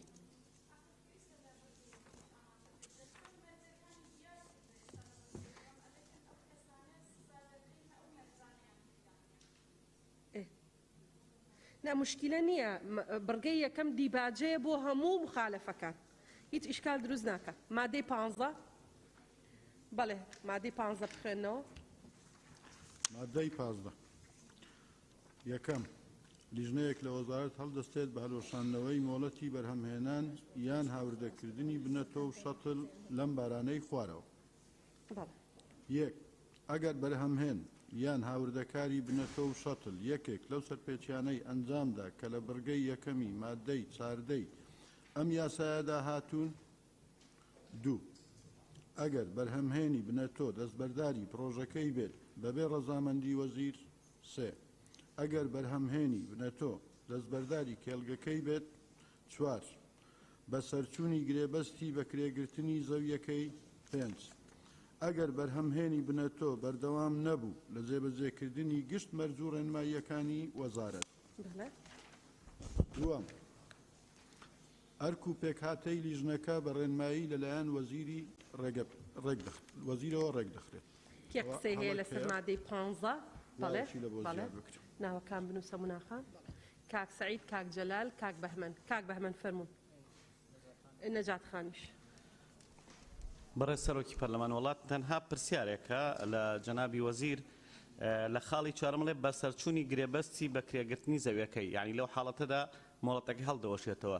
ئەم زەویە ئایا مەبەستان زەوی حکوومەتە کە ئەو بە کرێگرت و حکوومەت لێی وەرەگرێتەوە یا ئەگەر زەویەکی ئەهلی بێ ینی مڵکی سەرف بێ کابرا بۆ بواری کشت و کاڵی بەکاری بێنێ بەکرێ گرت بێ لە حاڵەتێک زەویەکی تری بەکرێ گرت بێت وازی لەم زەوێ هێناوە بۆیە ئەوە هەستەکەم ینی مۆڵەتەکەی لێ وەرەگیرێتەوە ئیلا ئەگەر ڕوونتر بڵێم جەنابی وەزیر بۆی مەبەستەکە بگا کەسێک زەویەکی بەکرێ گرتووە زەویەکە مڵکی سرفە هی حکوومەت نییە هی وەزارەتی کشت و کاڵ نییە ئەو ئیشە دەکا و مۆڵەتی لا ئێوە هەیە خاوەنی ئەو زەوێ لێی وەرەگرێتەوە بەڵام لە هەمان کاتاچێ زەویەکی ترەگرێ هەر نابێتەوە خاوەن مۆڵەتەکە ینی مۆڵەتەکەی هەر بەتەواوی لێ وەرەگرێتەوە ینی مۆڵەتی هەیە لە زەویەکی تریش ئەوە بەرهێنانە بکە.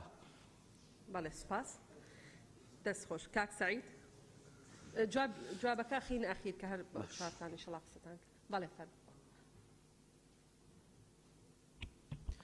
بەڕێز سەرۆکی پەرلەمان وڵا پێم وایە ئەگەر بڕگەی دووەمی مادەی 14 ئەم دەمەست بگرێت لەگەر مادەی 15 چونکە لە مادەی 15 ئەو لیژنەی هەر دەستێ بە هەڵوەشاندنەوەی مۆڵەتەکان لێرەش لە بڕگەی دووەمی مادەی 14دا هەمان ئیجراتە ئەگەر ئەوەش دەمەست بکرێت لەگەر مادەی 15 پێم وایە باشتر دەبێت. زۆر سپاس. سپاس بۆ بەڕێزە. کاک جەلال. بەڕێز سەرۆکی پەرلەمان دووەم ئەگەر بەرهەمهێنەری بنەتۆ دەستبەرداری پرۆژەکەی بێت بەبێ ڕەزامەندی وەزیر ئەدەگەر هاتووی لە حاڵەتێکدا وەزیر بەڕێز جەنابی وەزیر نەیزانی وەزارە نەیزانی مۆڵەتەکەی فرۆشتەوە زۆر جار ئەوشتان نۆرمال لە ڕووی داوە چی ئیزراتێک بەرامبەری دەکرێت ئەگەر مۆڵەتەکە فرۆشراوە. زۆر سپاس. سپاس بۆ بەڕێز. مامۆستا نەجات. بەڕێز سەرۆکۆ پەرلەمانی بخێرهاتنە جەناب وەزیرە کشت و کاڵی بکەن و شاندێرگەلدا بسیار من ویرا با ایکی اکت بخدا دی بوجوی بحثی بناتو شتلوهات دو کوبک رد کردن بس اکت بهتن ابوالت خاره 1 2 3 4 و 5 تنه ایکی بحثی اشتلای کری یا دوی و سیه و چهاره و پنجه شتد نکیناتی دا بس بناتویت کیناتی دا زور سپاس. بله برای جناب وزیر فرمون. بەڕێز سەرۆکی پەرلەمان سەبارەت بە زەوی ئێمە دەزانین ئەو جوتیارانەی کە زەوی بەکاردەهێنن ساڵانە گرێبەستێکیان هەیە لەگەڵ ینی وەزارەتی پەیوەندیدار دەبێت گرێبەستەکەی خۆیان نوێ بکەنەوە. ئەو کۆمپانیایی یاخود ئەو جوتیارە نمونەیەی کە زەویەک بەکاردەهێنێ و گرێبەستەکەی لەگەڵ حکوومەت لە کە ساڵانە مەفروزە لە سەری نوێی بکاتەوە نوێی نەکردبووە ئەو کاتە بە هەڵوەشاوە حساب دەکرێت.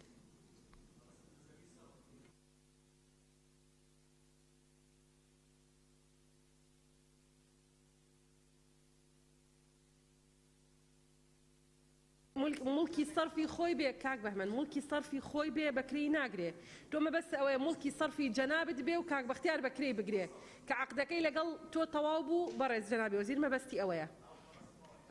نەخێشتیوانە خۆی مۆڵەت دەدرێتە وەبەرهێنەر مۆڵەت دەدرێتە وەبەرهێنەر بەڵام یعنی تۆمە بەست ئەوەیە کە ئەگەر وەبەرهێنەرێک بچێ زەویەک بەکرێ بگرێ یەکێک لە بەڕێز جەنابی وەزیر یەکێک لە هۆکارەکانی هەڵوەشانەوەی مۆڵەت نووسیوتانە ئەوەیە کە گرێبەستی زەویەکەی تەواو ببێ ئەگەر لەگەڵ حکومەت بێ گرێبەستی زەویەکەی تەواو ببێ ئەوان زۆر مناقەشەی لەسەر نییە بەڵام کەسێکە وەبەرهێنێکە زەوی یەکێکی تر مولکێکی سەرفی هەیە بەکرێ داوەتی بەو وەبەرهێنە عەقدەکەی لەگەڵ خاوەنی مولکە سەرفەکە تەواو بوو مۆڵەتەکەشی هەڵەوەشێ بەڕێز سەرۆکی پەرلەمان ئەو بڕگەیە کە لەو مادە دیاری کراوە تەنها بۆ ئەو کەسانەیە کە گرێبەستی زەوی کشت و کاڵیان لەگەڵ حکوومەت هەیە. بەڵێ بەڵێ بەڵێ سەبارەت بە پرسیارەکەی کاک جەلال دیارە هەمومان دەزانین ئێمە ڕێکارمان دیاری کردو بۆ چۆنیەتی پێدانی مۆڵەتەکە یعنی ئەگەر هەر کەسێک مخالفەی ئەو ڕێکارانە ینی کاری کرد بە هیچ جۆرێک ئەو ناتوانێت مۆڵەتەکەی یعنی چکە ئێمە مەرجمان داناوە بۆ چۆنیەتی پێدانی مۆڵەتی هاوردەکردنی ئەو بنەتۆی یاخود ئەو شەتڵە یعنی مۆڵەت نافرۆشرێتەوە لەو حاڵەتەدا کۆمپانیا کە دێ بە ناوی خۆیەوە مۆڵەتەکە وەردەگرێ ناتوانێت ئەو مۆڵەتەی کە کۆمپانیاکە دەیهێنێ چکە ئیجراعاتی یاسایی کە دواتر بە تعلیمات ڕێک دەخرێتە سەر کۆمپانیەکان لە چۆنیەتی وەرگرتنی مۆڵەت و شێوازی هاوردەکردنەکە لەبەرەوە نافرۆشرێتەوە بەڕێزان.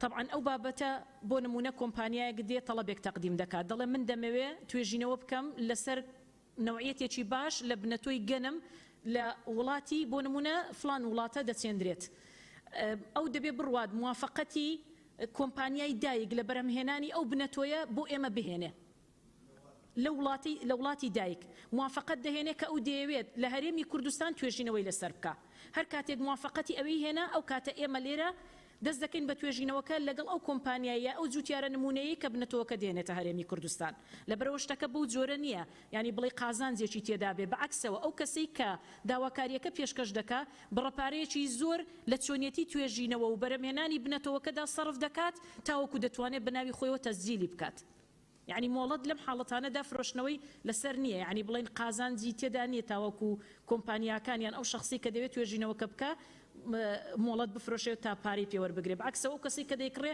دەبێت پارە سەرفکە تاوەکو بتوانێت توێژینەوەکەی بگەێنێتە ئەنجام. زۆر سپاس.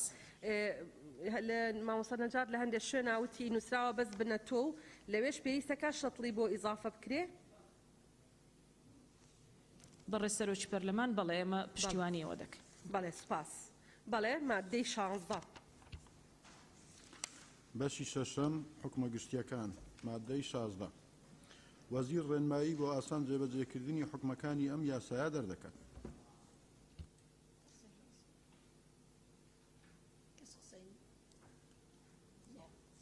بەڵێ مادەی دوای ئەوە مادەی 17 بەڕێز سەرۆکی پەرلەمان پێویستە لایەنە پەیوەندیدارەکان حکومەکانی ئەم یاسایە جێبەجێ بکەن. بەڵێ کێ قسەی هەیە مادەی دوای ئەوە بەڕێز سەرۆکی پەرلەمان مادەی 18 کار بە دەقی هیچ یاسا و بڕیارێک ناکرێت کە لەگەڵ حکومەکانی ئەم یاسایەدا ناکۆک بێت. بەڵێ کێ قسەی هەیە مادەی دوای ئەوە